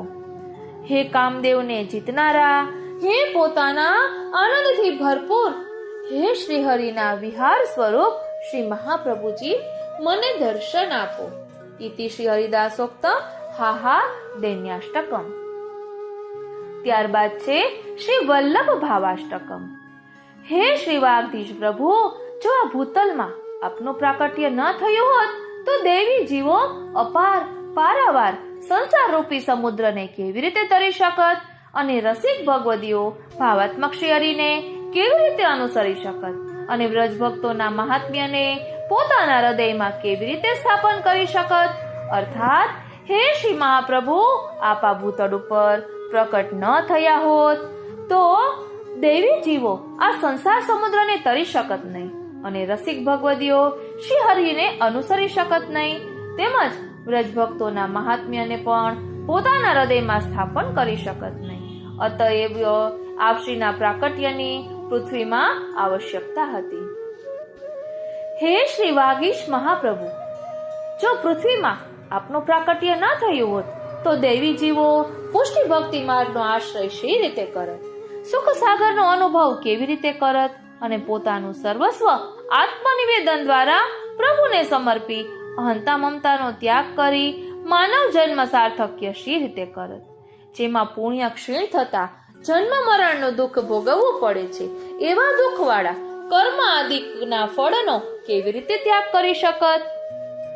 અર્થાત આ ભૂતળમાં પ્રકટ ન થયા હોત તો દેવી જીવો પુષ્ટિ ભક્તિનો આશ્રય કરી આનંદ અનુભવ કરતા સર્વસ્વ સમર્પી કર્મ માર્ગના ફલાદિકનો ત્યાગ કરી શકત નહીં. હે શ્રી વાગપતિ મહાપ્રભુ, જો ભૂતલ પર આપનું પ્રાકટ્ય ન થયું હોત તો દૈવી જીવો શુદ્ધ અદ્વૈત બ્રહ્મવાદને કેવી રીતે વર્ણન કરી શકત અને માયાવાદ આદિકથી કલુષિત બુદ્ધિને કેવી રીતે દૂર કરી શકત અને સુબુદ્ધિમાન ભક્તજનો ભગવાનમાં કેવી રીતે સદબુદ્ધિ ધારણ કરી શકત. શાંતિયુક્ત ભગવદીઓ તત્કાલ કેવી રીતે લૌકિક આસક્તિને શાંત કરત અર્થાત ત્યજી શકત. સારાંશ એ કે આ પ્રકટ ન થયા હોત તો શુદ્ધાદ્વૈત બ્રહ્મવાદનું જ્ઞાન થાત નહીં અને માયાવાદ આસક્તિ છૂટત નહીં, તેમજ લૌકિક આસક્તિ ત્યજતા ભગવદ આસક્તિ જીવોને થાત નહીં. હે વાગીશ શ્રી મહાપ્રભુ, આપ જો ભૂતળ ઉપર પ્રકટ ન થયા હોત તો ભગવદ લીલા મધ્યપાત રૂપી ઉત્કૃષ્ટ ફળ જેમાં પ્રાપ્ત થાય છે એવા નિસાધન માર્ગમાં વિશ્વાસ કેવી રીતે પ્રાપ્ત કરી શકત. લોકનો અને વેદનો ભય ત્યજી અર્થાત વેદથી અને લોકથી નિર્ભય બની જગતમાં કેવી રીતે ફરી શકત. અત્યંત હર્ષપૂર્વક સર્વે ભગવદ લીલાઓનું સભામાં વર્ણન કેવી રીતે કરી શકત. અર્થાત હે મહાપ્રભુ, આ ભૂતળ ઉપર પ્રકટ ન થયા હોત તો આ નિસાધન માર્ગમાં વિશ્વાસપૂર્વક લોકથી અને વેદથી નિર્ભય બની સભામાં સહર્ષ ભગવદ લીલાઓના રહસ્યને જાણી વર્ણન કરનારા જ મળી શકત નહીં. એક પદ પણ છે ને, લીલા હોતી જૂની નાતર લીલા હોતી જૂની, જો પે શ્રી વલ્લભ પ્રભુ પ્રકટ ના હોતે વસુધા રહેતી સૂની. વધાઈ છે ને શ્રી મહાપ્રભુજીની, એવું જ વર્ણન આમાં પણ છે. આગળ કહે છે, હે શ્રી વાઘેશ મહાપ્રભુ, ભૂતલ ઉપર જો આપનું પ્રાકટ્ય ન થયું હોત તો ભગવત ભાવને અર્થાત પ્રભુ તરફના નિર્ગુણ પ્રેમ ભાવને અને પ્રભુની સમગ્ર લીલાઓનું દૈવી જીવોને કેવી રીતે સ્મરણ કરી શકત અને સમગ્ર દૈવી જીવો પ્રભુના સ્વરૂપ અનંત છે તે પણ કેવી રીતે જાણી શકત અને આ ભૂતળમાં અલૌકિક રસિક ભગવદીઓ પ્રભુના ગુણ સમૂહને કેવી રીતે ગાઈ શકત. અર્થાત હે શ્રી મહાપ્રભુ, આપ જો ભૂતલમાં પ્રકટ ના થયા હોત તો ભાવ ભાવન, લીલા ભાવન અને સ્વરૂપ ભાવન થઈ શકત જ નહીં, તેમજ અલૌકિક રસથી ભરેલા રસિકો ગુણગાન પણ કરી શકત નહીં. હે શ્રી વાગીશ મહાપ્રભુ, જો આ ભૂતલ ઉપર આપનું પ્રાકટ્ય ન થયું હોત તો શ્રી કૃષ્ણચંદ્ર પ્રભુએ કહેલા ગીતાજીનો અને પુરાણ શ્રીમદ ભાગવત આદિનો અર્થ સમજીને નિયમપૂર્વક દેવી જીવો પાઠ કેવી રીતે કરી શકત અને તેના અર્થને એટલે કે શ્રી સુબોધિનીજીના ભાવને પણ ધૈર્યયુક્ત થઈ કેવી રીતે પોતાના હૃદયમાં ધારણ કરી શકત અને દયાળુ શ્રી ગોપીજન વલ્લભ શ્રી કૃષ્ણચંદ્રને ફલરૂપ સમજી કેવી રીતે સેવા કરી શકત. અર્થાત જો આ પ્રકટ ન થયા હોત તો નિબંધ અને સુબોધિની દ્વારા શ્રીમદ ભાગવત પ્રોક્ત ગીતા અને શ્રી ભાગવત પુરાણના તત્વરૂપ રહસ્યને સમજી દેવી જીવો પાઠ પણ ન કરી શકત. તેમજ શ્રી ભાગવતજીના તત્વને હૃદયમાં ધારણ કરી ફલરૂપ પ્રભુને સમજીને તેમની સેવા પણ કરી શકત નહીં. હે શ્રી વાગીશ મહાપ્રભુ, ભૂતળ ઉપર જો આપનું પ્રાકટ્ય ન થયું હોત તો અન્યાશ્રય ત્યાગપૂર્વક અનન્ય ભક્તિરૂપ સ્વધર્મનું કેવી રીતે પાલન કરી શકત. આસુરી જીવોની બાણ જેવી વાણીની કઠોરતાને આપના ઉપદેશામૃતનું પાન કર્યા વિના કેવી રીતે સહન કરી શકત અને આ કળિયુગમાં સાધન બળ વિના પોતાના સહજાધિક દોષોને કેવી રીતે બાળી શકત. કારણ કે મનુષ્ય માત્રને સહજ દોષ એટલે કે જન્મથી થતા દોષો અર્થાત હિનજાતિમાં ઉત્પન્ન થવું એ બધા દોષો લાગુ પડે જ છે.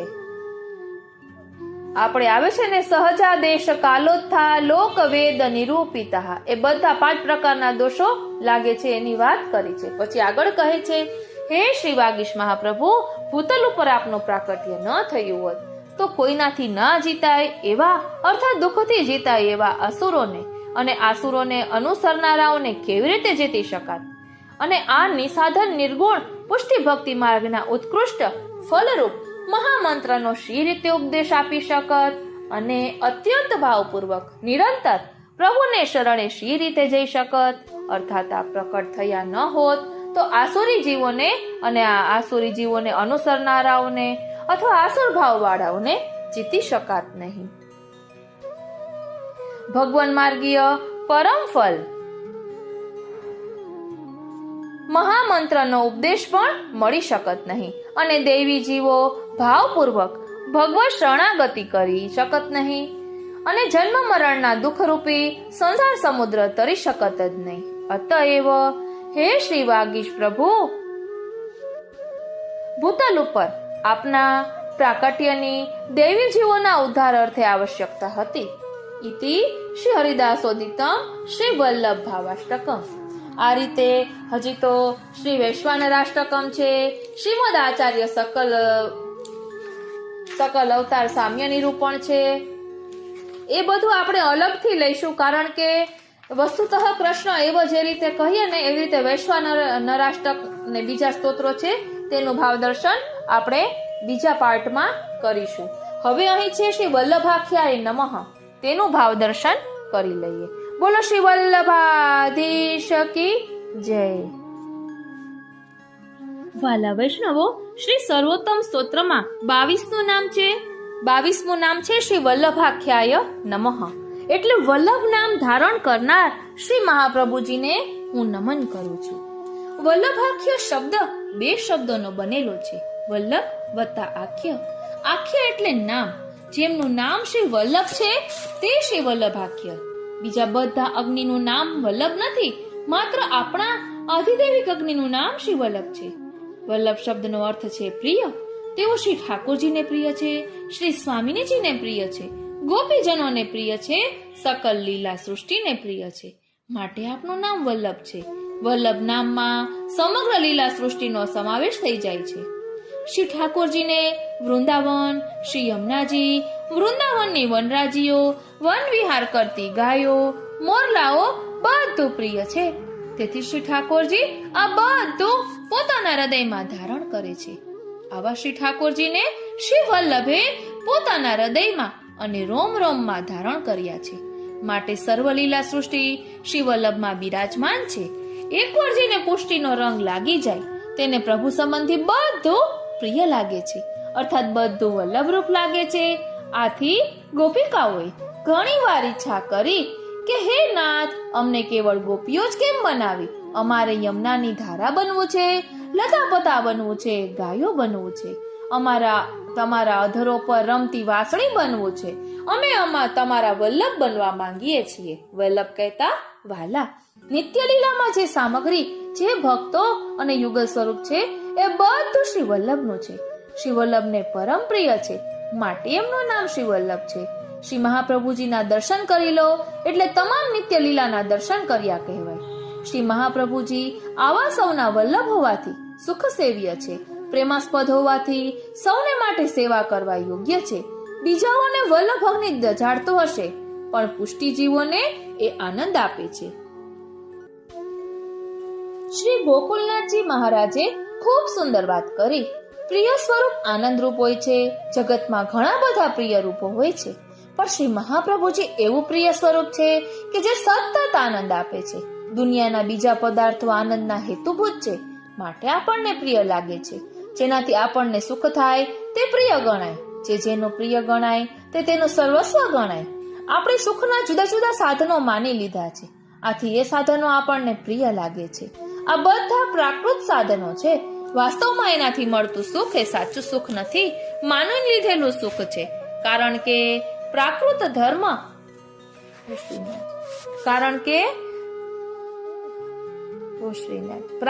પદાર્થોમાં સુખ હોતું જ નથી.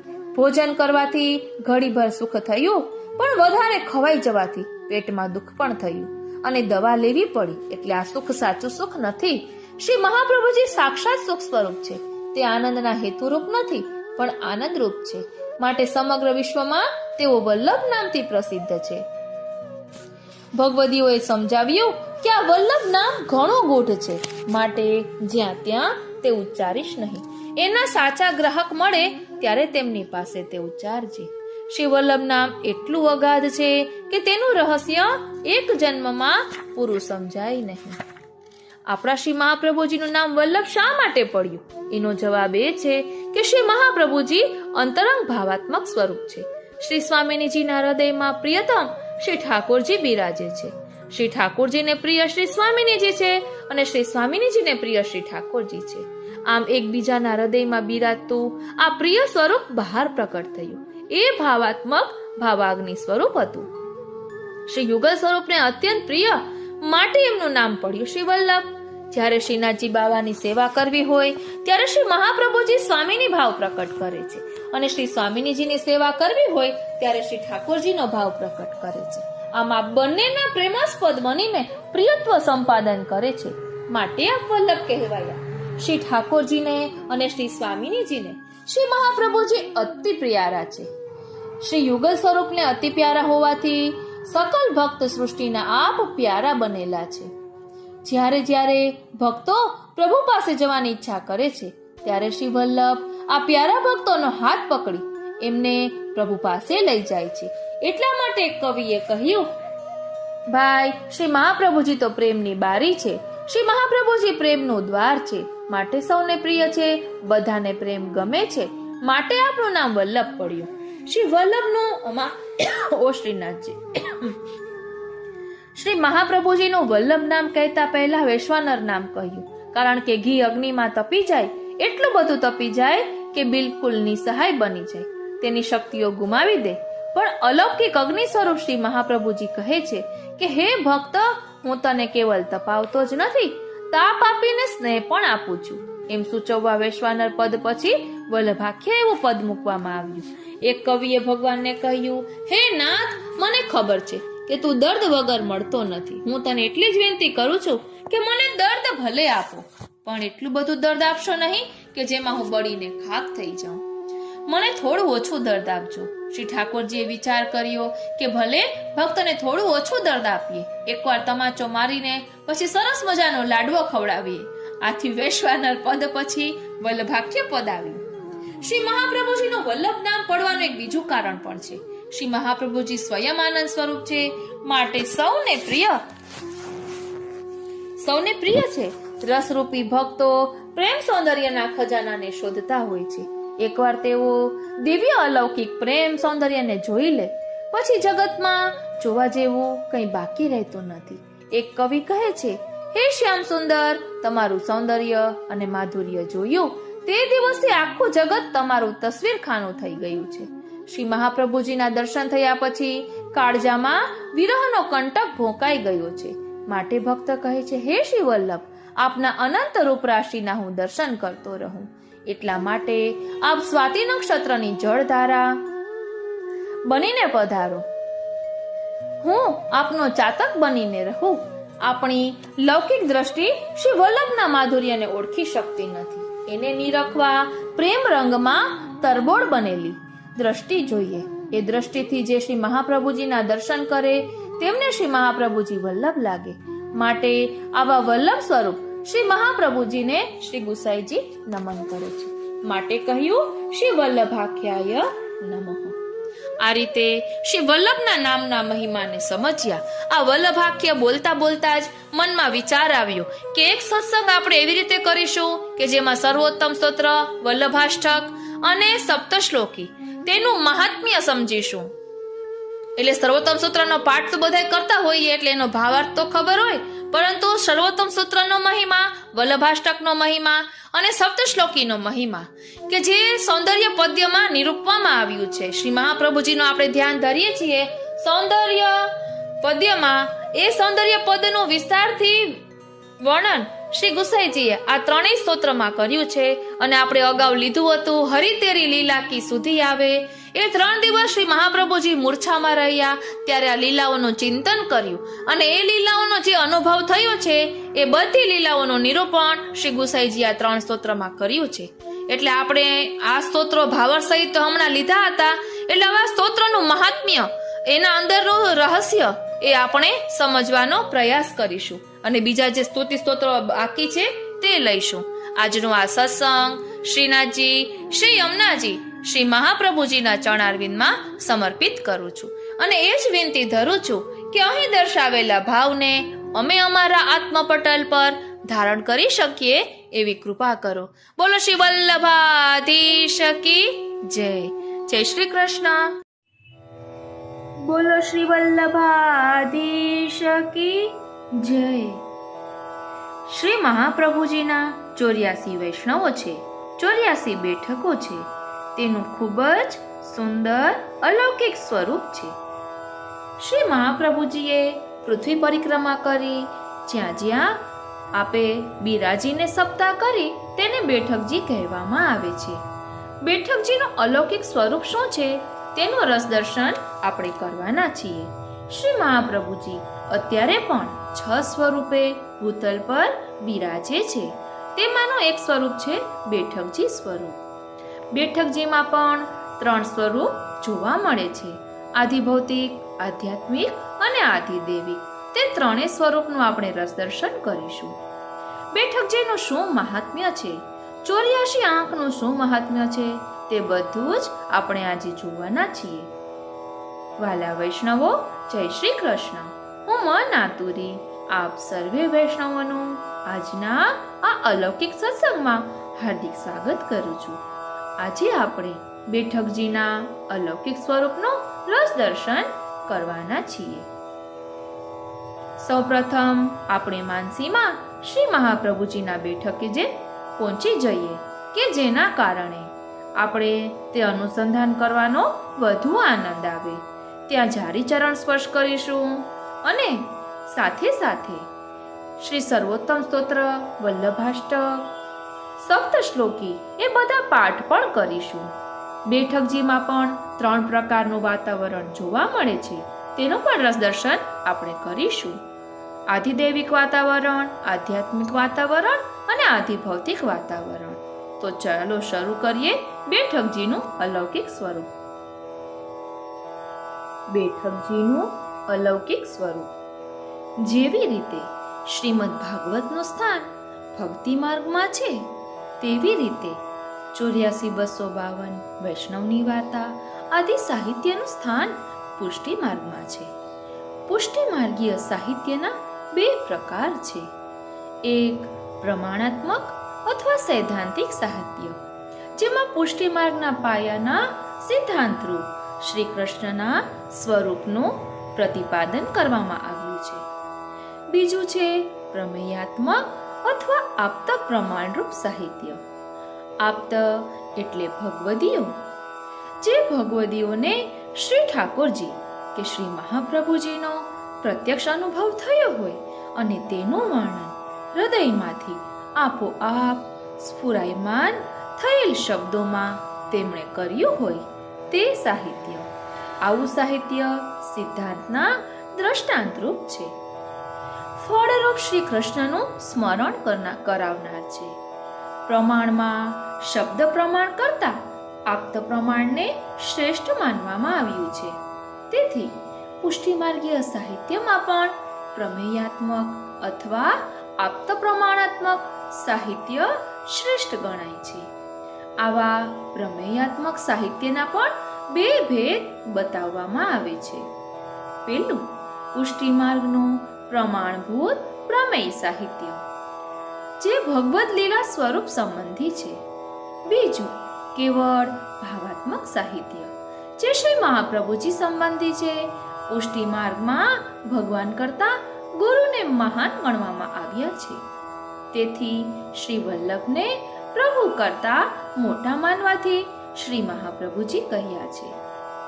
શ્રી મહાપ્રભુજીનું સ્વરૂપ તેમના સાહિત્યમાં પ્રત્યેક અક્ષરમાં ઓતપ્રોત બિરાજે છે. આ સાહિત્યમાં શ્રી મહાપ્રભુજી ત્રિવિધ સ્વરૂપે બિરાજે છે. આધિભૌતિક સ્વરૂપ, જેના બાહ્ય ક્રિયાત્મક જીવન ચરિત્ર રૂપે આપણને દર્શન થાય છે, તે આધિભૌતિક સ્વરૂપ. બીજું આધ્યાત્મિક સ્વરૂપ, જેના દર્શન શ્રી મહાપ્રભુજીના જ્ઞાનાત્મક સ્વરૂપે શાસ્ત્રાર્થના પ્રસંગમાં થાય છે. ત્રીજું આધિદૈવિક સ્વરૂપ, જે ભાવાત્મક ભક્તિ સ્વરૂપે પોતાના સેવકોને સાથે વ્યવહારમાં આપણને દર્શન આપે છે. આમ શ્રી મહાપ્રભુજી ના ભાવાત્મક સાહિત્યમાં તેમના 3 સ્વરૂપે દર્શન થાય છે. જેવી રીતે શ્રીમદ ભાગવતની વિવિધ ટીકાઓ છે, તેવી રીતે શ્રી મહાપ્રભુજીના સ્વરૂપને સમજવા માટે મુખ્ય 3 વિવરણ ગ્રંથો છે. પેલું ઇતિહાસ સ્વરૂપ નિજ વાર્તા, બીજું પરમત સ્વરૂપે બેઠક ચરિત્ર અને ત્રીજું ભાવ રહસ્ય સ્વરૂપે ગરુ વાર્તા બિરાજે છે. બેઠક ચરિત્રમાં શ્રી મહાપ્રભુજીના જીવનનો ભૂતલ પરનો ભૌતિક ઇતિહાસ, શાસ્ત્રાર્થના પ્રસંગો અને ભાવ રહસ્યના પ્રસંગો આપણને પ્રાપ્ત થાય છે. તેમાં શ્રી મહાપ્રભુજીના વિવિધ પ્રકારના 7 સ્વરૂપના પણ આપણને દર્શન થાય છે. પહેલું મુખ્ય પુરુષાકાર સુધા સ્વરૂપ, બીજું આનંદ સ્વરૂપ ભગવત ભાવ રૂપે શ્રી કૃષ્ણ સ્વરૂપ, ત્રીજું પરમાનંદ સ્વરૂપ ગૂઢ સ્ત્રી ભાવ રૂપ સ્વરૂપ સ્વામીની સ્વરૂપ, ચોથું કૃષ્ણાસ્ય સ્વરૂપ એટલે કે કૃષ્ણના મુખારવિંદ સ્વરૂપ ધર્મી વિપ્રયોગાત્મક સ્વરૂપ, પાંચમું વૈશ્વાનર સ્વરૂપ એટલે તાપાત્મક સ્વરૂપ, છઠ્ઠું શ્રી વલ્લભ સ્વરૂપ લીલા મધ્યપાતી સ્વરૂપ, સાતમું આશ્રય સ્વરૂપ સન મનુષ્યાકૃતિ વાકપતિ સ્વરૂપ. આમ આ બેઠક ચરિત્રો અલૌકિક છે અને તેમાં શ્રી મહાપ્રભુજીના સંપૂર્ણ અલૌકિક સ્વરૂપના આપણને દર્શન થાય છે. શ્રી મહાપ્રભુજીના બેઠકોની કુલ સંખ્યા 84ની છે. તેમના સેવકોની સંખ્યા પણ 84ની છે. આ 84ના અંકની ભાવના બેઠક ચરિત્રના પ્રારંભમાં સમજાવવામાં આવી છે. શ્રી મહાપ્રભુજીએ પોતાનું સ્વરૂપ પોતાના મુખ્ય 84 નિર્ગુણ ભક્તોના હૃદયમાં સ્થાપન કર્યું. તેથી 84 વૈષ્ણવ પૈકીના પ્રત્યેક વૈષ્ણવનું હૃદય શ્રી મહાપ્રભુજીની એક બેઠક છે. તે ભાવથી ભૂતલ પર આપશ્રીની 84 બેઠકો પ્રસિદ્ધ થઈ છે. આમ પ્રત્યેક બેઠક 84 ભગવદીઓ પૈકીના એક ભગવદીયનું જીવંત હૃદય છે. ભક્તિના 84 પ્રકારો છે. ભક્તિમાં મુખ્ય નિર્ગુણ ભક્તિ છે. આ નિર્ગુણ ભક્તિના 3 ભેદ સ્વરૂપે સગુણ ભક્તિ બતાવવામાં આવી છે. તેમાં સાત્વિક, રાજસ અને તામસ ભક્તિનો સમાવેશ થાય છે. આ 3 પ્રકારની સગુણ ભક્તિના પેટાભેદોની સંખ્યા અને મુખ્ય 4 પ્રકારની નિર્ગુણ અને સગુણ ભક્તિના પ્રેમ, આસક્તિ, વ્યસન જેવા ભેદો મળીને 84 પ્રકારની ભક્તિ થાય છે. તેથી આ સર્વ પ્રકારની ભક્તિ કરતા ભક્તોને શરણે લેવા માટે શ્રી મહાપ્રભુજીનું પ્રાગટ્ય અને કાર્ય છે. એનું સૂચન કરવા માટે બેઠકોની સંખ્યા 84ની છે. આમ 84 બેઠકો માટેના 2 કારણો આપણે જોયા. હવે ત્રીજું કારણ પણ વિચારીએ. 8નો આંક પાવડાના આકારનો છે, જ્યારે 4નો આંક રૂમાલમાં રૂપિયા બાંધી ગાંઠવાળી હોય તેવી પોટકીના આકારનો છે. આ બંને આંકનો આકાર એમ સૂચવે છે કે શ્રી મહાપ્રભુજીના દિવ્ય ચરિત્રો રૂપી બેઠક ચરિત્રને ભક્તિ રૂપી પાવડાથી તમારા હૃદયમાં એકત્ર કરી દ્રઢ આશ્રય રૂપી રૂમાલમાં આ દિવ્ય ધનની પોટલી બાંધી તેને સદૈવ હૃદયમાં ધારણ કરો. આમ આ 3 પ્રકારે 84ના આંકની અલૌકિકતા આપણને જોવા મળે છે. હવે આપણે બેઠકજીના અલૌકિક સ્વરૂપને સમજવાનો પ્રયત્ન કરીએ. ઉપનિષદમાં પૃથ્વીને ભક્તિ સ્વરૂપે ભગવત સ્વરૂપે વર્ણવી છે. ધ્યાન આપજો, ઉપનિષદમાં પૃથ્વીને ભગવત સ્વરૂપે વર્ણવી છે.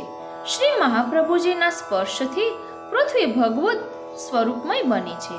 જેવી રીતે આપ શ્રી વસ્ત્ર ઉપર પોતાના ચરણારવિંદ છાપી વૈષ્ણવને પધરાવતા અને તેમને પોતાનું સ્વરૂપ માની તેમની સેવા કરવાની આજ્ઞા કરતા, પોતાના પાદુકાજી પણ સેવા માટે પધરાવી આપતા, તેવી રીતે આપ શ્રીના ચરણારવિંદ જે સ્થાન પર એક સપ્તાહ સુધી બિરાજ્યા તે સ્થાન પણ આપ શ્રીનું સાક્ષાત ભગવત સ્વરૂપ બની ગયું. આમ બેઠકજી એ માત્ર માટીની, પથ્થરની કે આસરની ચોતરી નથી, પરંતુ શ્રી મહાપ્રભુજીનું સાક્ષાત ભગવત સ્વરૂપ છે.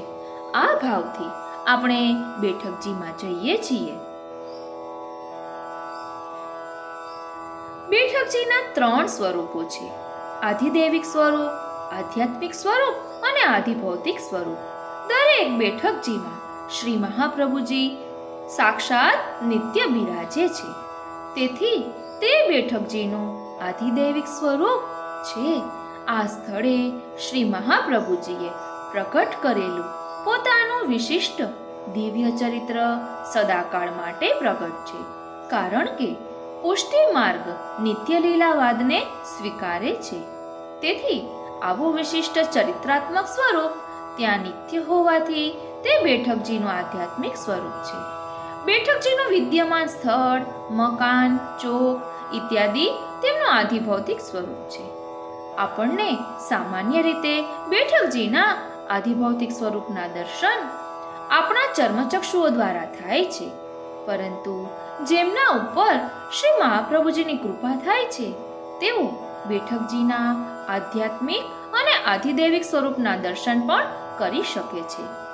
આજ સુધી અનેક ભગવદીઓને આ 3 સ્વરૂપના દર્શન બેઠકજીના થયાના પ્રમાણો મળી આવે છે. જેવી રીતે બેઠકજીના 3 પ્રકારના સ્વરૂપના દર્શન થાય છે, તેવી રીતે બેઠકજીમાં 3 પ્રકારનું વાતાવરણ પણ અનુભવી શકાય છે: આધિદૈવિક વાતાવરણ, આધિભૌતિક વાતાવરણ અને આધ્યાત્મિક વાતાવરણ. શ્રી મહાપ્રભુજીની સેવા એ આધિદૈવિક વાતાવરણ છે. મન અને ઇન્દ્રિયો તેમાં પરોવાઈ જાય, ચિત્તની એકાગ્રતા થાય, ત્યારે સેવાના આધિદૈવિક વાતાવરણનો આપણને અનુભવ થાય છે. સેવાના અનુસરમાં શ્રી મહાપ્રભુજીનું સ્મરણ, સર્વોત્તમજી ઇત્યાદિ સ્તોત્રના જપ પાઠ,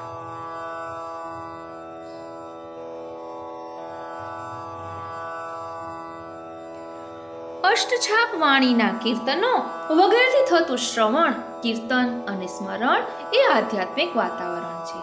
અહીં વૈષ્ણવ પોતાના લૌકિક જગતને ભૂલી જાય છે, શ્રી મહાપ્રભુજીના કીર્તન અને સ્મરણમાં ખોવાઈ જાય છે. તેની સંસારાસક્તિ ઘડીભર છૂટી જાય છે. વૈષ્ણવોને બેઠકજીમાં ઠીક સમય રોકાવાની જરૂર રહેતી હોય છે. તેથી તેમને ઉતરવા અને પ્રસાદ લેવાની સુવિધા પણ બેઠકજીના વાતાવરણનો એક ભાગ બને છે. તેને આધિભૌતિક વાતાવરણ કહી શકીએ. આજના સમયમાં ઘેર સારી સગવડો વચ્ચે જીવતા વૈષ્ણવોને બેઠકજીમાં ઉતરવા માટે આરામદાયક, વ્યવસ્થિત અને આરોગ્યપ્રદ સગવડો અને વ્યવસ્થા મળે તે ખૂબ જરૂરી છે. આજે જગતમાં મોટા ભાગના મનુષ્યો માનસિક તાણ વચ્ચે જીવે છે. ઘરે સેવા સ્મરણ માટે પૂરતી નિરાંત કે મનની સ્વસ્થતા મળતી નથી. તેવા સંજોગોમાં વૈષ્ણવો ઈચ્છે છે કે ફુરસદની થોડીક પળો, થોડાક કલાકો કે થોડાક દિવસો બેઠકજીના એકાંત સ્થાનમાં ગાળીએ, જેથી ત્યાં અતિ પવિત્ર વાતાવરણમાં એકાંતમાં સેવા સ્મરણ ચિંતન થઈ શકે. આવા વૈષ્ણવો માટે ઉતરવાની રોજિંદી જીવન જરૂરિયાતોની અને તેમને અનુકૂળ રહે તેવા મહાપ્રસાદ વગેરેની સગવડ જો વ્યવસ્થિત રીતે કરવામાં આવે તો તે વૈષ્ણવોને આવા સ્થળોમાં પોતાની ફુરસદનો સમય સેવા સ્મરણમાં ગાળવાની ખૂબ અનુકૂળતા થાય છે. બેઠકજીનું આ આધિભૌતિક વાતાવરણ છે. આ ત્રણેય પ્રકારના વાતાવરણનો અનુભવ આપણે બેઠકજીમાં કરી શકીએ છીએ. આમ આપણે બેઠકજીના અલૌકિક સ્વરૂપને સમજવાનો પ્રયત્ન કર્યો. આમ આપણે બેઠકજીએ જોઈએ તો હું જારીજી ભરું એવું ન કરતા વડીલોને જ આગળ રાખવા જોઈએ. તે આપણા શ્રી ઠાકોરજીએ જ આપણને શીખવ્યું છે. ભાગવતજીમાં આવે છે ને કે બળેને ન કો આગે કર ગિરિધર, એટલે મોટાઓને આગળ જ રાખવાના, કારણ કે પ્રભુ તેમના હાથને ઓળખતા હોય છે. માટે આપણે હાથ લગાડવાની, સેવા કરવાની, વડીલ વૈષ્ણવોને જારી ચરણ સ્પર્શનો પહેલા લાવો આપવાનો અને એમની પાછળ પાછળ આપણે એમને અનુસરવાના. આપણે બેઠકજી જઈને શાંતિપૂર્વક શ્રી મહાપ્રભુજીના સ્વરૂપનું ધ્યાન ધરીએ તો પણ એક પ્રકારની સેવા છે. ક્યાંય કચરો હોય તો તે સાફ સફાઈ કરીએ તો શ્રી મહાપ્રભુજીને વધુ આનંદ આવે. એટલે ફક્ત જારી ચરણ સ્પર્શ કરીએ તો જ બેઠકજી કર્યા કહેવાય તેવું નથી, પરંતુ શ્રી મહાપ્રભુજીને શું ગમે છે તેનો વિચાર કરીને આપણે કરવાનો છે. કારણ કે આપણે તો સુખની જ ભાવના રાખવાની છે. એટલે હું કરું ન કરતા શ્રી મહાપ્રભુજી જેમાં પ્રસન્ન થાય તે રીતે કરવું. આપણે ચંપારણ્ય જઈએ તો ત્યાં સર્વોત્તમ વન પણ છે. એટલે શ્રી મહાપ્રભુજીના 108 નામો એક ઝાડના ચોતરા પર લખેલા છે. ત્યાં પણ જઈને આપણે એમનું સ્મરણ કરી શકીએ. એટલે શ્રી મહાપ્રભુજીનું સ્મરણ આપણે ઘણી રીતે કરી શકીએ. અને બેઠકજીનું આ અલૌકિક સ્વરૂપનું રસદર્શન આપણે કર્યું. આજનો આ સત્સંગ શ્રીનાથજી, શ્રી યમુનાજી, શ્રી મહાપ્રભુજીના ચરણારવિંદમાં સમર્પિત કરું છું. જય શ્રી કૃષ્ણ. બેઠકજીનું અલૌકિક સ્વરૂપ. કોઈ કહેશે કે આ તો ઇતિહાસ છે, પણ ઇતિહાસ નહીં, આ તો ઈશ્વરની લીલાનું રહસ્ય છે. આ સ્થાન કેવળ પવનથી નહીં, પરમાત્માની પ્રેરણાથી પવિત્ર બન્યું છે. શ્રી મહાપ્રભુજીએ જ્યાં ચરણ ધર્યા ત્યાં જગતના 3 તાપો, આધિદૈવિક, આધિભૌતિક અને આધ્યાત્મિક શાંત થયા. એ પર્વ, એ સ્થળો, એ સંઘો આજે પણ જીવને સંબંધમાં જોડે છે. આજે આપણે પ્રવેશીએ છીએ એ અનોખા અંકોમાં. 84 બેઠક. કેમ 84? એ તો શ્રી મહાપ્રભુજીના અવતાર કાર્યના 84 દિવ્ય અધ્યાયો છે. 84 વૈષ્ણવના દરેક વૈષ્ણવનો એક હૃદય છે. દરેક બેઠકજી એ એક સજાગ તપોવન છે. અને આજે આપણે આવી રહી છે પ્રથમ બેઠક તરફ, ગોકુલ, જ્યાં શ્રી મહાપ્રભુજીએ પદારંભ કર્યા, જ્યાં શ્રી યમુનાજી સર્વપ્રથમ પ્રકટ થઈ અને દર્શન આપીને કહ્યું, શ્રી વલ્લભ, આ ગોવિંદ ઘાટ છે અને પેલો ઠકુરાણી ઘાટ છે. ત્યારે જ શ્રી મહાપ્રભુજીએ શ્રી યમુનાષ્ટકથી સ્તુતિ કરી અને આ દિવ્ય સંબંધના પાટોતર પડાયા, જેમાં બ્રહ્મ સંબંધ એક પાવન મહામંત્ર થયું.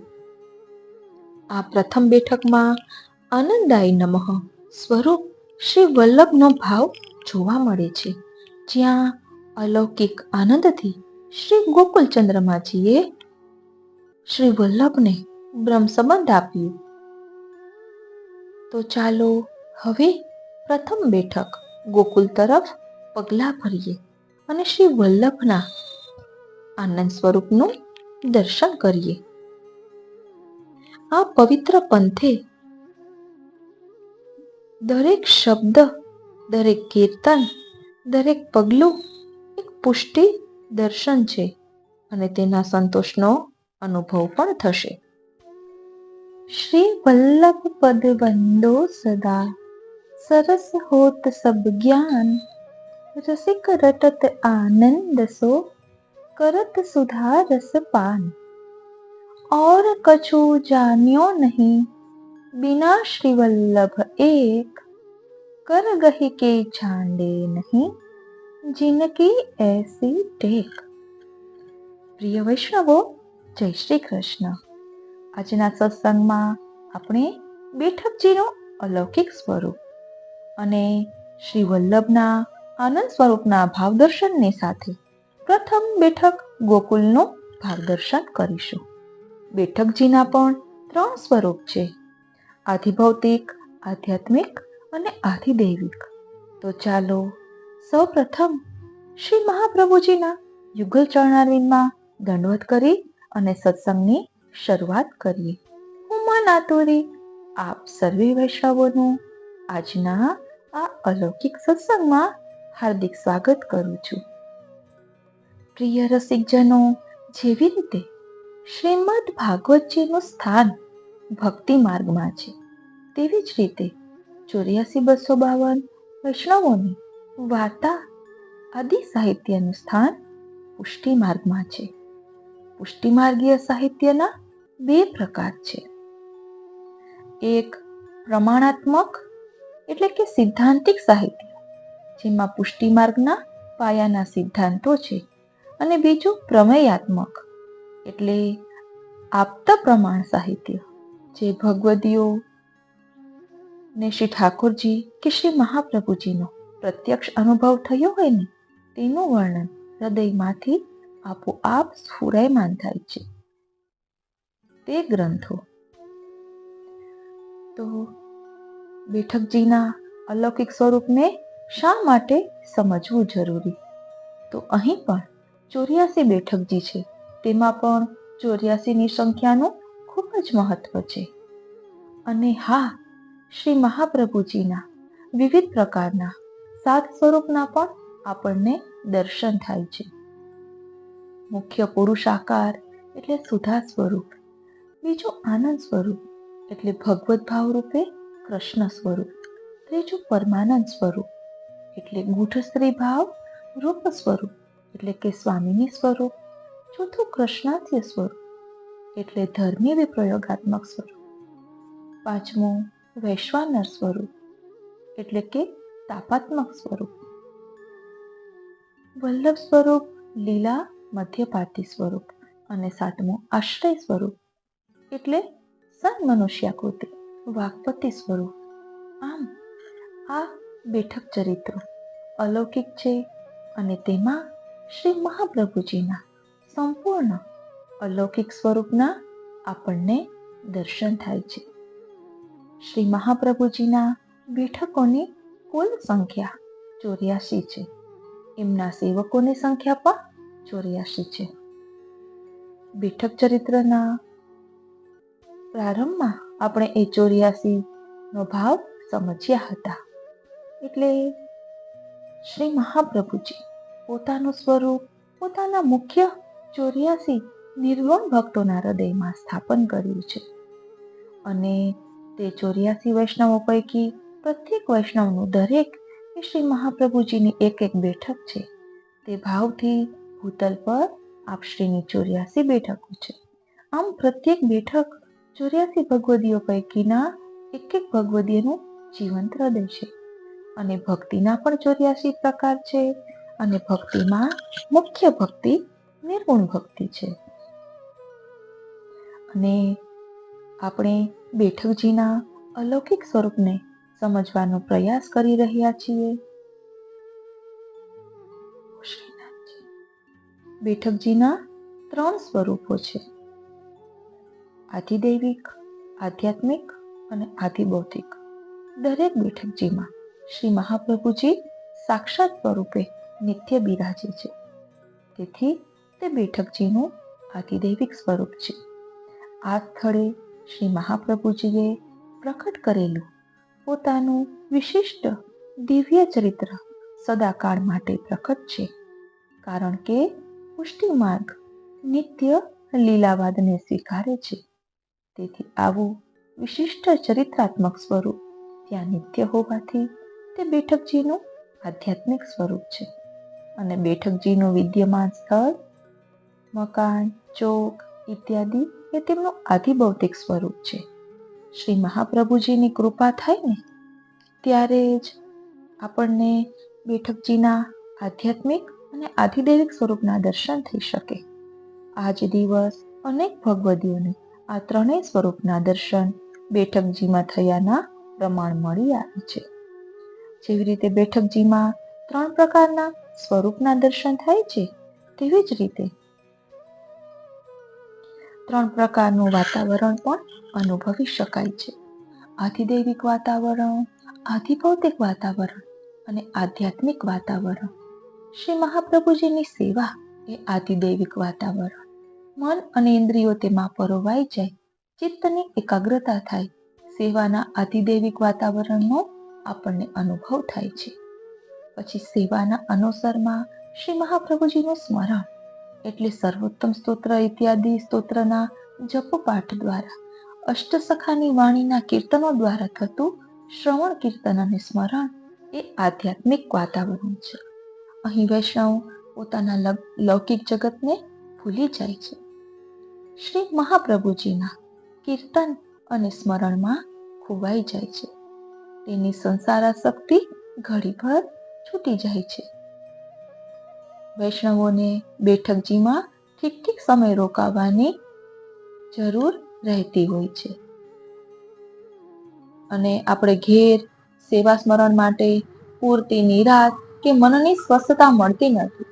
તેવા સંજોગોમાં વૈષ્ણવો ઈચ્છે છે કે ફુરસદની થોડીક પળો, થોડીક કલાકો, થોડાક દિવસો બેઠકજીના એકાંત સ્થાનમાં ગાળીએ. તો આવું અલૌકિક સ્વરૂપ બેઠકજીનું છે. તેમાં આપણે રોજિંદી જીવન જરૂરિયાતની અનુકૂળતા ત્યાં બેઠકજીમાં કરી આપવામાં આવે છે. અને સેવા સ્મરણમાં આપણો સમય ત્યાં ગાળવાની અનુકૂળતા હોય છે. આ બેઠકજીનું આધિભૌતિક સ્વરૂપ, આધિભૌતિક વાતાવરણ છે. તો ચાલો હવે આપણે પ્રથમ બેઠક શ્રી મહાપ્રભુજી ને ગોવિંદ ઘાટની બેઠક છે તેનું ભાવ દર્શન કરીએ અને સાથે સાથે આનંદ સ્વરૂપ શ્રી વલ્લભના સ્વરૂપને સમજીએ. કારણ કે આપણા શ્રી ઠાકોરજી આનંદ કરપાદ મુખ ઉદર આદિ છે, તેવી જ રીતે શ્રી વલ્લભ પ્રભુ પણ આનંદ સ્વરૂપ છે. તો સૌ પ્રથમ આપણે પહેલા બેઠકનું ચરિત્ર સમજીએ અને ત્યાર પછી આનંદ સ્વરૂપ શ્રી વલ્લભના નામને સમજીએ. બોલો શ્રી વલ્લભાધીશ કી જય. પ્રથમ બેઠક શ્રી ગોકુલની મહાપ્રભુજી બિરાજે છે. અમારા પૂર્ણા પ્રેમે ત્યાં પ્રભુને દંડવત પહોંચે. પ્રથમ બેઠકજી શ્રીમદ ગોકુળજીના બેઠકજીનું ચરિત્ર, શ્રી ગોવિંદ ઘાટના બેઠકજીનું ચરિત્ર. વ્રજયાત્રા કરતા કરતા શ્રી મહાપ્રભુજી પોતાના સેવકો સાથે શ્રીમદ ગોકુળ પધાર્યા. શ્રીમદ ગોકુળ એટલે પૂર્ણ પુરુષોત્તમ શ્રી કૃષ્ણ પ્રભુનું પ્રાકટ્ય સ્થાન અને અલૌકિક લીલાભૂમિ. ભક્તોએ તેથી જ હર હંમેશ શ્રી ગોકુળવાસ ઈચ્છ્યો છે અને ગાયું છે. સદા મન શ્રી ગોકુલ મેં રહીએ, સદા મન શ્રી ગોકુલ મેં રહીએ. ગોવિંદ ઘાટ ચોકર કી छैया, બેઠક દર્શન પૈયે, સદા મન શ્રી ગોકુલ મેં રહીએ. આવા શ્રીમદ ગોકુળમાં બિરાજતા શ્રી ગોકુલેશ પ્રભુનું સુંદર નિરૂપણ શ્રી ગુસાઈજી શ્રીમદ ગોકુલાષ્ટક નામના સ્તોત્રમાં કર્યું છે. ભક્ત કવિ ભીમે પણ આતુરતાપૂર્વક શ્રી ગોકુળ જવાની પોતાની ઉત્કટ અભિલાષા વ્યક્ત કરી છે. શ્રી નારાયણદાસ દીવાને પણ એક વ્રજવાસીને પોતાની પાસે રાખી તેને એટલું જ કામ સોંપ્યું હતું કે દર 5 મિનિટે કહે, ભૈયા ગોકુલ કબ ચલેંગે. શ્રી ગોકુલનું આ રીતે સ્મરણ કરાવવા માટે શરીર વ્યવહારગ્રસ્ત રહેતું હોય ત્યારે આવી રીતે મનનો દોર સદા શ્રી ગોકુળ સાથે સંધાયેલો રહે તે ખૂબ જરૂરી છે. જેણે એકવાર શ્રી ગોકુળનો અલૌકિક રસ ચાખ્યો છે તેને લાખ પ્રકારના લોભ બતાવવા છતાં તેનું મન બીજે ક્યાંય ભટકતું નથી. માટે શ્રી હરિરાયજી ગાય છે, જો કોઈ શ્રી ગોકુલ રસ ચાખે તાકો ચિત્ત અનત નહીં ભટકે લોભ દિખાવે લાખે. અને ભક્ત કવિ શ્રી વ્યાસદાસજી પણ સ્વયં અનુભવ કરીને કહે છે, દેખો યા લોક મેં ગોકુલ ગોલોક હૈ. આવા અપાર મહિમાવાન શ્રીમદ ગોકુળના યશોગાન પામર જીવ શું ગાઈ શકે. શ્રી મહાપ્રભુજી જ્યારે અહીં પધાર્યા ત્યારે શ્રી ગોકુળ વસ્યું નહોતું. ત્યાં કેવળ ગાઢવન આવેલું હતું. આપ શ્રી દામોદરદાસ હરસાનીજીની સાથે શ્રી યમુનાજીના કિનારે પધાર્યા. શ્રી યમુનાજીના દર્શન કરતા જ આપ શ્રીના હૃદયમાં અલૌકિક આનંદ પ્રગટ્યો. તે દિવસ વિક્રમ સંવત 1549 શ્રાવણ સુદ ત્રીજ ઠકુરાણી ત્રીજનો હતો. આપ શ્રીએ દામોદરદાસજીને આજ્ઞા કરી, દમલા શ્રી યમુનાજીના કિનારે અહીં ગોવિંદ ઘાટ અને ઠકુરાણી ઘાટ આવેલા છે. મહાવનથી ગોવિંદ ઘાટ સુધી શ્રી ઠાકોરજીની હદ છે અને ઠકરાણી ઘાટથી રાવલ સુધી શ્રી સ્વામિનીજીની હદ છે. પરંતુ અહીં કોઈ વ્યક્તિ નથી જે આપણને આ બંને ઘાટ બતાવે. ત્યારે શ્યામ સુંદર શ્રી યમુનાજી પોતાના અધિભૌતિક જલ પ્રવાહ ઉપરથી સુંદર વસ્ત્રો અને ષોડશ શ્રૃંગાર સજી શ્રી હસ્તમાં કમળની માળા ધારણ કરી શ્રી મહાપ્રભુજી પાસે પધાર્યા. આપ શ્રીએ અતિ આનંદપૂર્વક શ્રી યમુનાજીને દંડવત કરી વિનંતી કરી, આપે અહીં પધારવાનો શ્રમ કેમ લીધો? શ્રી યમુનાજીએ આજ્ઞા કરી, આપ જ્યાં બિરાજો છો એ જ ગોવિંદ ઘાટ છે અને આપની જમણી બાજુએ ઠકુરાણી ઘાટ છે. અહીં જે છોકરના વૃક્ષ નીચે આપ બિરાજો છો ને તે બ્રહ્મનું સ્વરૂપ છે, માટે આપ અહીં જ બિરાજો. શ્રી યમુનાજીની આ આજ્ઞા સાંભળી શ્રી મહાપ્રભુજી પ્રસન્ન થયા. શ્રી યમુનાષ્ટકના 9 શ્લોકોથી સુમધુર પૃથ્વી છંદમાં શ્રી યમુનાજીની સ્તુતિ કરી. શ્રી યમુનાજી અંતર ધ્યાન થતા આપે શ્રી દામોદરદાસજીને આજ્ઞા કરી, દમલા જોયું ને શ્રી યમુનાજી કેવા પરમ ઉદાર છે. પછી આપશ્રીએ ત્યાં બિરાજી શ્રી યમુનાજીમાં સ્નાન કરી શ્રીમદ ભાગવત સપ્તાહનો પ્રારંભ કર્યો.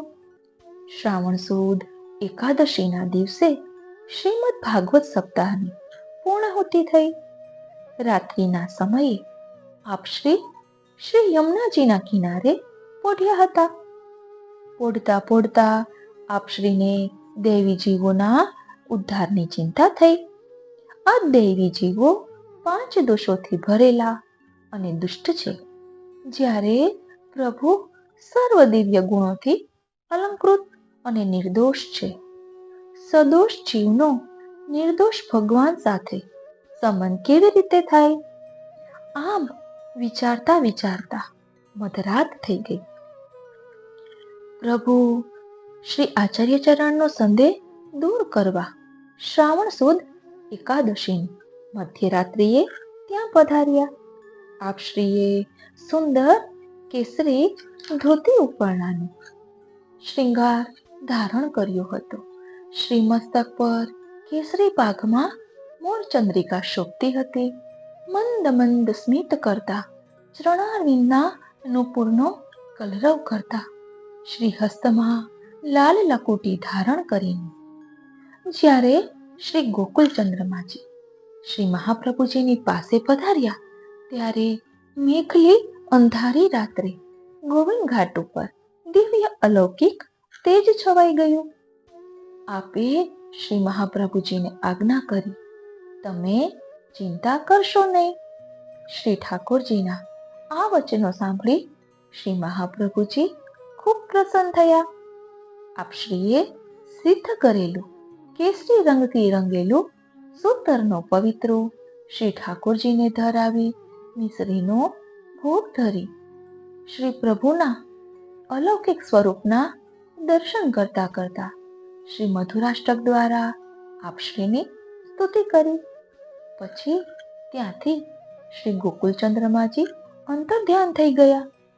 શ્રી મહાપ્રભુજીએ થોડીક દૂર સૂઈ રહેલા શ્રી દામોદરદાસજીને બૂમ પાડી આજ્ઞા કરી, દમલા, તે કંઈ સાંભળ્યું?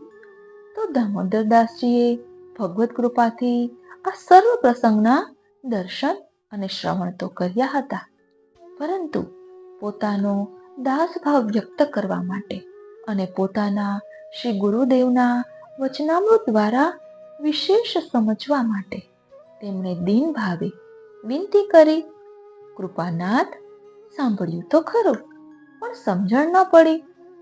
શ્રાવણ સુદ બારસનું પ્રભાત થવાની તૈયારી હતી, તેથી આપશ્રીએ દામોદરદાસજીને આજ્ઞા કરી, શ્રી યમુનાજીમાં સ્નાન કરી આવો. તેઓ સ્નાન કરીને આવ્યા ત્યારે પોતાના સેવ્ય સ્વરૂપ શ્રી મુકુંદરાયજીની સન્મુખ શ્રી દામોદરદાસજીને હાથમાં તુલસી દલ આપી બ્રહ્મ સંબંધ મંત્ર બોલાવી તુલસી દલ શ્રી ઠાકોરજીના ચરણારવિંદમાં સમર્પિત કરી બ્રહ્મ સંબંધ આપ્યું. આ બ્રહ્મ સંબંધનું રહસ્ય સમજાવવા આપશ્રીએ દામોદરદાસજીને સિદ્ધાંત રહસ્ય નામનો ગ્રંથ રચી સમજાવ્યો. આમ આ દિવસે ભગવદ ઈચ્છાથી પુષ્ટિ માર્ગનું પ્રાકટ્ય શ્રીમદ ગોકુળમાં થયું. માટે આ દિવસ આપણા સંપ્રદાયમાં પુષ્ટિ માર્ગના પ્રાકટ્ય મહોત્સવ તરીકે જ ખૂબ આનંદથી મનાવાય છે. તે દિવસે આપણે શ્રી મહાપ્રભુજીના ભાવથી શ્રી ગુરુદેવને પવિત્રા ધરાવી બ્રહ્મ સંબંધ મંત્રનું સ્મરણ કરીએ છીએ. જ્યાં ગોવિંદ ઘાટ ઉપર છોકરના વૃક્ષ નીચે બિરાજી શ્રી મહાપ્રભુજીએ શ્રીમદ ભાગવતજીનું પારાયણ કર્યું અને પ્રભુ દ્વારા બ્રહ્મ સંબંધની આજ્ઞા મેળવી. શ્રી દામોદરદાસજીને પ્રથમ બ્રહ્મ સંબંધ આપ્યું. તે સ્થાને આજે શ્રી મહાપ્રભુજીના બેઠકજી પ્રગટ બિરાજે છે અને આ બેઠકજીમાં શ્રી મહાપ્રભુજીના બાજુમાં જ શ્રીનાથજી પણ બિરાજે છે. આ બંને સ્વરૂપોના સેવા દર્શનનું સુખ આ બેઠકજીમાં મળે છે. શ્રીમદ ગોકુળ જઈએ ત્યારે દરરોજ અહીં શ્રી મહાપ્રભુજી અને શ્રી ઠાકોરજીની સેવા કરી ભોગ ધરી આ સ્વરૂપોના સાનિધ્યમાં બેસી બ્રહ્મ સંબંધ મંત્રનો જપ અવશ્ય કરવો જોઈએ. આ રીતે પ્રથમ બેઠક ગોકુળનું ચરિત્ર અહીં વિરમે છે. હવે આપણે આનંદ સ્વરૂપ શ્રી વલ્લભનું સ્વરૂપ સમજીશું અને ત્યારબાદ ભાગવતજીની સંગતિ જે ગોકુળના બેઠક ચરિત્રની સાથે છે અને કીર્તન સંગતિ તે આનંદ સ્વરૂપને સમજ્યા પછી લઈશું. બોલો શ્રી વલ્લભાધીશ કી જય. પ્રિય વૈષ્ણવો, શ્રી સર્વોત્તમ સ્તોત્રમાં શ્રી મહાપ્રભુજીના 108 નામોનું વર્ણન છે અને આ સર્વોત્તમ સ્તોત્રના 3 પ્રકારના ફલ બતાવ્યા છે. એક તો વિનિયોગો ભક્તિ યોગ પ્રતિબંધ વિનાશન, કૃષ્ણાધરામૃતાસ્વાદ સિદ્ધિરત્ન સંશય. અને કહેવાય છે ને કે તદુક્તમપી દુર્બોધમ સુબોધમ સ્યાદ્યતા થતા, એટલે શ્રી વલ્લભની દુર્બોધ વાણી સુબોધ બને તે માટે સર્વોત્તમ સ્તોત્રનો પાઠ કરવો એ આધિભૌતિક ફળ છે અને ભક્તિમાં આવતા પ્રતિબંધો દૂર થાય તે માટે પાઠ કરવો એ આધ્યાત્મિક ફળ છે અને કૃષ્ણના અધરામૃતની પ્રાપ્તિ માટે સર્વોત્તમ સ્તોત્રનો પાઠ કરવો એ આધિદૈવિક ફળ છે. તો ચાલો ને આપણે નિષ્કામ ભાવે શ્રી વલ્લભના આ આનંદ સ્વરૂપને સમજીએ, કારણ કે આ ગોકુલના બેઠક ચરિત્રમાં પણ આનંદ સ્વરૂપે પ્રકટ થઈ શ્રી ઠાકોરજીએ શ્રી ગોકુલચંદ્રમાજી સ્વરૂપે દર્શન આપ્યા. તો ચાલો શ્રી વલ્લભના આનંદ સ્વરૂપને સમજવાનો પ્રયાસ કરીએ. આનંદાય નમઃ એટલે શ્રી આચાર્યજી આનંદ સ્વરૂપ છે.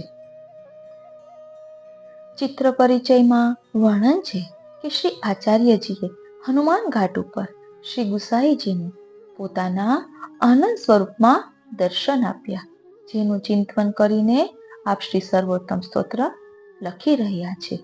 પદ છે ને, શ્રી વલ્લભ આનંદ કે હે ધામ, આનંદ રૂપ કર પાદ મુખ ઉદર આનંદ રૂપ હૈ નામ, આનંદ રૂપ ભક્તન સંગ લીલા करत मन अभिराम, लाल दास आनंद निधि है श्री वल्लभ गुणग्राम. આનંદાય નમઃ એ નામનો વ્યાખ્યાત કરતા શ્રી ગોકુલનાથજી કહે છે કે શ્રી આચાર્યજી મહાપ્રભુ આ આનંદમય છે, કારણ કે આનંદમય શ્રી પૂર્ણ પુરુષોત્તમ શ્રી કૃષ્ણચંદ્ર છે. એમના સમાન શ્રી મહાપ્રભુજીનું સ્વરૂપ છે. અહીં કોઈ પૂર્વ પક્ષ શંકા કરે કે આનંદ તો અક્ષર બ્રહ્મમાં હોય છે, તો શ્રી મહાપ્રભુજીનો આનંદ અક્ષર બ્રહ્મના આનંદ બરાબર હશે, તો તે સંદેહ દૂર કરવા કહે છે કે અક્ષર બ્રહ્મના આનંદ બરાબર શ્રી મહાપ્રભુજીનો આનંદ નથી. અક્ષર બ્રહ્મનો આનંદ તો ગણિતાનંદ છે, એટલે કે તેની ગણના થઈ શકે છે. અક્ષર બ્રહ્મમાં પૂર્ણાનંદ નથી. શ્રી કૃષ્ણાશ્રય ગ્રંથમાં શ્રી મહાપ્રભુજી કહે છે, પ્રાકૃતા સકલા દેવા ગણિતાનંદકમ બૃહદ, પૂર્ણાનંદો હરિસ્તસ્માત કૃષ્ણ એવ ગતિર્મમ.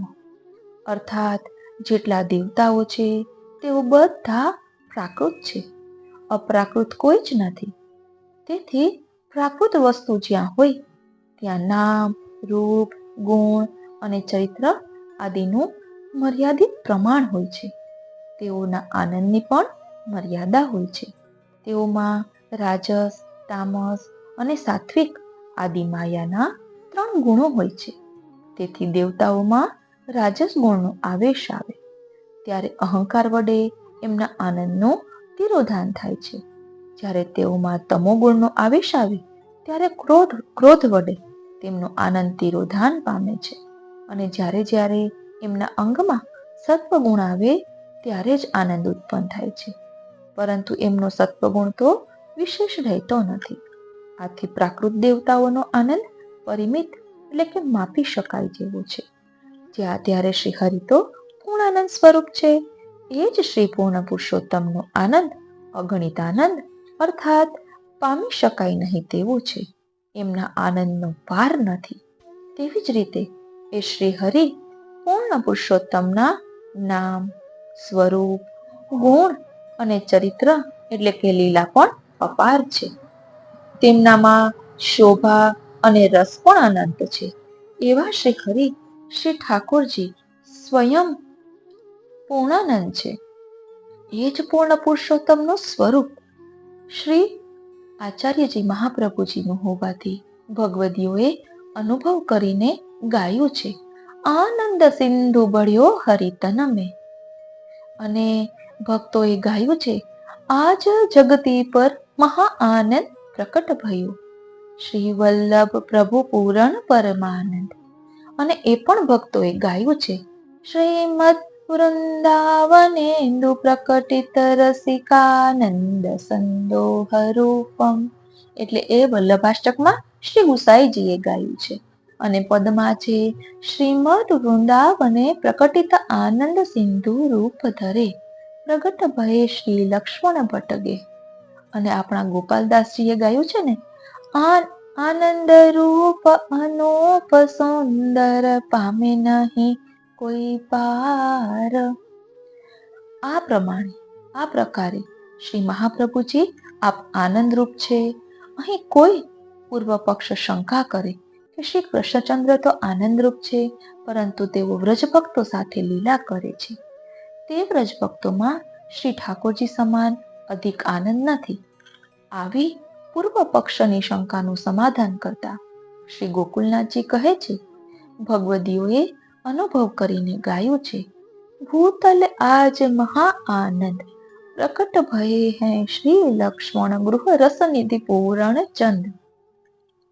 શ્રી મહાપ્રભુજીના પ્રાકટ્ય સમયે ભૂતલમાં સર્વત્ર મહાન આનંદ પ્રગટ થાય છે.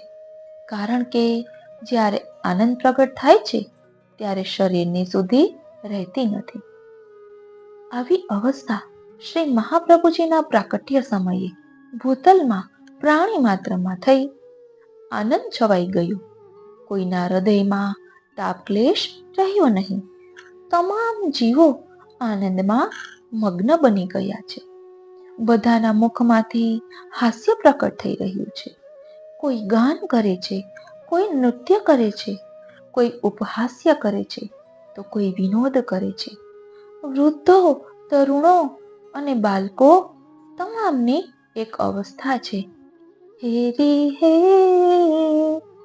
ભૈયા હો આજ નંદ રાય કે આનંદ ભયો. સકલ વનસ્પતિ નવ પલ્લવિત, સુશોભિત અને ફલ પુષ્પથી લચી રહેલા છે. અને પુષ્ટિમાર્ગીય જીવો તો આનંદપૂર્ણ બનીને મંગલ ધવલ ગાઈ રહ્યા છે. ઘર ઘરમાં તોરણો બંધાઈ ગયા છે. આંગણાના ચોકમાં રંગીન રંગોળીઓ પૂરાય છે. શ્રૃંગાર ધારણ કરીને ઘરે ઘરમાં અનેક દાનો દેવાઈ રહ્યા છે. તમામ લોકો દેહદશા ભૂલી ગયા છે. કોઈ કોઈને પૂછતા નથી કે આજે તમારે ત્યાં શાનો ઉત્સવ છે. જાણે તમામના મનોવાંછિત મનોરથો સિદ્ધ થઈ ગયા છે.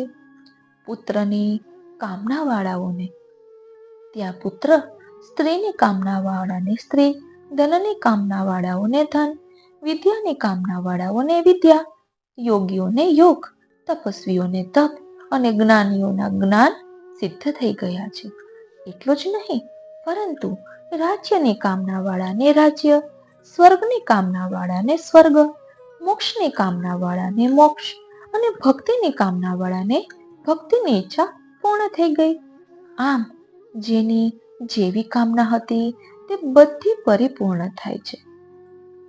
મનુષ્યો, પશુઓ, પક્ષીઓ, દ્રુમો, લતાઓ અને પૃથ્વી પર્યંતના તમામની મનોવાંછિત કામના ફલીભૂત બને છે.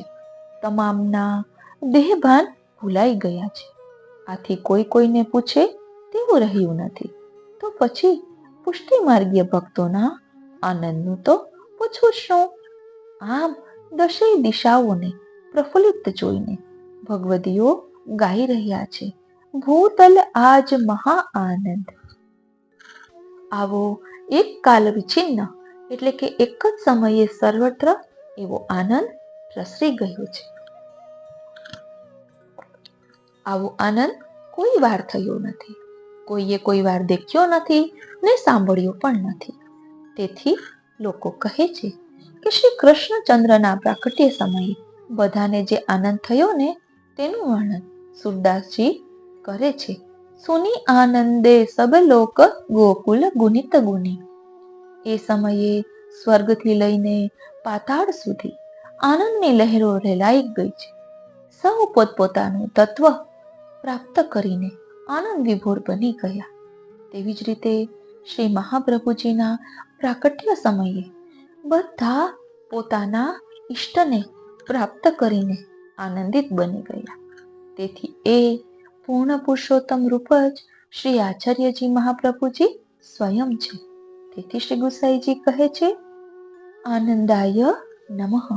તેની સંગતિના ધોળનું વર્ણન કરતા કહે છે, આનંદ રૂપ શ્રી વલ્લભરાયજી હારે જેના દર્શનથી તૃપ્તિ ન થાય જો, અંગો અંગ આનંદથી ભર્યા હારે સ્વરૂપ આનંદ તણું દર્શાય જો. આનંદ રૂપ કર શોભતા હારે ચરણોમાં આનંદ ઉભરાય જો. આનંદ રસ ઉદરે ભર્યો હારે રહ્યો આનંદ મુખ પર છાય જો. આભૂષણ આનંદ ના ધર્યા હારે ધોતી ઉપરના આનંદદાયી જો, વચનામૃત શ્રી મુખથી કરે, હારે ત્યારે આનંદની વૃષ્ટિ થાય જો. આનંદનો ઉદધિ ઉછળે, હારે રોમ રોમ આનંદ ઝલકાય જો. આવા શ્રી વલ્લભ સેવતા, હારે લાલ આનંદ ઉર છલકાય જો. શ્રી ગુસાઈજી આ રીતે આનંદ સ્વરૂપનું વર્ણન કરે છે. હવે આપણે આ આનંદ સ્વરૂપની ભાગવતજીની સંગતિ પણ જોઈ લઈએ. પ્રિય વૈષ્ણવો, આ પ્રથમ બેઠક ગોકુલને બેઠકજીની ભાગવત સંગતિમાં વર્ણન છે કે સ્વયં શ્રી ગોકુલચંદ્રમાજીએ પ્રગટ થઈને શ્રી મહાપ્રભુજીને બ્રહ્મ સંબંધની આજ્ઞા આપી. શ્રાવણ સુદ એકાદશી, પવિત્ર એકાદશી, અહીં વિખૂટા પડેલા જીવને ફળી મળવાની આજ્ઞા સાથે અધિકાર શ્રી ઠાકોરજીએ આપ્યો છે. આ ગોકુલમાં યમુના કિનારે શ્રી ગોવિંદ ઘાટની ઘટના છે. જે સમયે મથુરાથી શ્રી ઠાકોરજી ગોકુલ પધાર્યા હતા અને શ્રી યમુનાજીએ વસુદેવજીની ગોદીમાં શ્રી ઠાકોરજીના દર્શન કર્યા, ત્યારે ચરણ સ્પર્શને માટે ઉતાવળા થઈ ગયા અને શ્રી ઠાકોરજીએ તેમને ચરણ સ્પર્શનું દાન કર્યું અને શ્રી યમુનાજીએ ગોકુલ જવાનો રસ્તો આપ્યો. આ શ્લોકની ભાવનામાં ભાવુકજનોએ કહ્યું છે કે યમુનાજીએ શ્રી કૃષ્ણને જે માર્ગ આપ્યો તે જેમ સમુદ્રએ શ્રી રામને સીતાના મિલન માટે માર્ગ આપ્યો હતો. જે શ્રી રામ પોતાના વિયોગમાં બેઠેલી એક સીતાના વિયોગને સહન નથી કરી શકતા, તો આ શ્રી કૃષ્ણની તો પહેલેથી જ સીતા જેવી કેટલીય વિયોગીની ગોપીઓ છે, તો એમનો વિયોગ કેવી રીતે સહન કરશે? એટલે શ્રી યમુનાજીએ માર્ગ આપી દીધો. મૂળરૂપથી શ્રી ગોકુલચંદ્રમાજી એ પણ પોતાના વિયોગમાં ગોપીજનોના ભાવાપન્ન સેવકોના વિપ્રયોગના ક્લેશની જાણકારી છે જ. ત્યારે તેમણે પણ શ્રી મહાપ્રભુજીને પુનઃ મેળાપ કરાવવાને માટે બ્રહ્મ સંબંધની આજ્ઞા આપી. વ્રજના વનોમાં ગોકુળ એક આદિવન છે. શ્રી ગોકુલચંદ્રમાજી તેના આદિદેવ છે. ઓમ ક્લીમ ગોકુલાધિ વનાધિપાય ગોકુલ ચંદ્ર સમે સ્વાહા. આ પ્રભુને મળવાનો આદિકાલીન મંત્ર છે. આનો ઉલ્લેખ બોધાયન સંહિતામાં મળે છે. આ શ્રી કૃષ્ણના વિપ્રયોગને નિવૃત્તિને માટે બ્રહ્મ સંબંધ મંત્ર છે. શ્રી ગોકુલમાં વિયોગ ભાવ સંપન્ન ગોપીઓના વિયોગને દૂર કરવામાં શ્રી યમુનાજી આ ઘટનામાં મુખ્ય એટલે કે પ્રમુખ છે. એટલા માટે શ્રી આચાર્યજીએ શ્રી યમુનાષ્ટક પ્રકટ કર્યું. શ્રી ઠાકોરજીએ જે સમયે પોતાના તરફથી સંબંધ કરવાની ઈચ્છા પ્રકટ કરી, ત્યારે એ વાણી અને સ્વરૂપને નખશિખ માધુર્ય વર્ણનમાં મધુરાષ્ટક પ્રગટ કર્યું. ધ્યાનમાં રહે કે મધુરાષ્ટક શ્રી ઠાકોરજીને જ સંભળાવવા સુધી સીમિત હતું. એનો અન્યથા ઉપયોગ વગર અપ્રસમાં અને રાજભોગના સમય વગર ઉચ્ચારણ કરવું એ ભક્તિ માર્ગની માધુર્યતાનું ઉલ્લંઘન છે. નિવેદન છે કે ભગવદીયજનો વ્યર્થના રસાવેશમાં આવી ન જાય. આ સમયની સુખદ ઘટનાઓનું વિસ્તારપૂર્વક પોતાના આશય ષોડશ ગ્રંથના સિદ્ધાંત રહસ્ય ગ્રંથમાં કર્યું. આ સિદ્ધાંત રહસ્યમાં શ્રી ઠાકોરજી અને શ્રી મહાપ્રભુજી બંનેનો મૂળ વિચાર એટલે કે અભિમત એક સાથે પ્રકટ થયો છે. શ્રી ઠાકોરજીનો અભિમત સાક્ષાત ભગવતા પ્રોક્તમ અને શ્રી મહાપ્રભુજીનો મૂળ વિચાર તદક્ષરસ ઉચ્યતે થી લેવામાં આવી છે. જેમ આખી દુનિયામાં ભગવત પ્રાદુર્ભાવની અલગ અલગ તિથિ છે અને આપણા પુષ્ટિ માર્ગમાં શ્રાવણ સુદ એકાદશી એટલે પવિત્ર એકાદશી એ બ્રહ્મ સંબંધની તિથિ છે. કીર્તન સંગતિમાં કહે છે, સાવન સુધી એકાદશી અર્ધરાત્રે પ્રગટ ભય, કરુણા કરી સાધન બીનો જીવ સબ ઉદ્ધારે.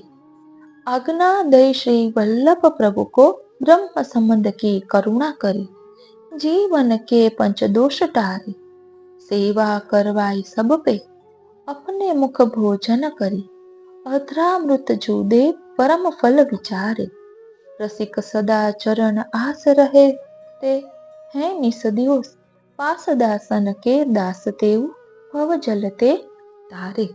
આ રીતે પ્રથમ બેઠક શ્રી ગોકુલના બેઠકજીની ભાગવત સંગતિ અને કીર્તન સંગતિ અહીં વિરમે છે. એટલે વસ્તુતઃ કૃષ્ણ એવું કહ્યું છે ને, આપણા શ્રી ગુસાઈજીએ તેનો અનુભવ આપણે કરી શકીએ છીએ. કારણ કે આનંદ સ્વરૂપ શ્રી ઠાકોરજી પણ છે અને આનંદ સ્વરૂપ શ્રી વલ્લભ પણ છે. એટલે શ્રી વલ્લભ નામનો મહિમા અગાધ છે. એટલે જ કહ્યું છે, શ્રી વલ્લભ નામ અગાધ હૈ, જહાં તહાં તું મત બોલ, જબ હરિજન ગ્રાહક મિલે તા આગે તું ખોલ. આમ એક એક બેઠક એ 84 વૈષ્ણવમાંના એક વૈષ્ણવનું જીવંત હૃદય છે. તેનો અનુભવ આપણે કરી શકીએ છીએ. એટલે બેઠકજીના અલૌકિક સ્વરૂપને સમજવું જોઈએ, મહાપ્રભુજીના સ્વરૂપને સમજવું જોઈએ, બેઠકજીની ભાવના સમજવી જોઈએ, તેની પાછળ રહેલા રહસ્યને સમજવું જોઈએ અને સાથે સાથે શ્રી વલ્લભના નામ, સ્વરૂપ, ગુણ અને લીલાને પણ સમજવું જ જોઈએ. એટલે જ આ સત્સંગમાં આપણે શ્રી મહાપ્રભુજીના બેઠકજીનું અલૌકિક સ્વરૂપ, શ્રીમદ ગોકુલની પ્રથમ બેઠક અને શ્રી વલ્લભના આનંદ સ્વરૂપના ભાવદર્શન સાથે સમજવાનો રંજક પ્રયાસ કર્યો છે. આજનો આ સત્સંગ શ્રીનાથજી, શ્રી યમુનાજી અને શ્રી મહાપ્રભુજીના ચરણારવિંદમાં સમર્પિત કરું છું અને એ જ વિનંતી ધરું છું કે અહીં દર્શાવેલા ભાવને અમે અમારા આત્મપટલ પર ધારણ કરી શકીએ એવી કૃપા કરો. જય શ્રી કૃષ્ણ.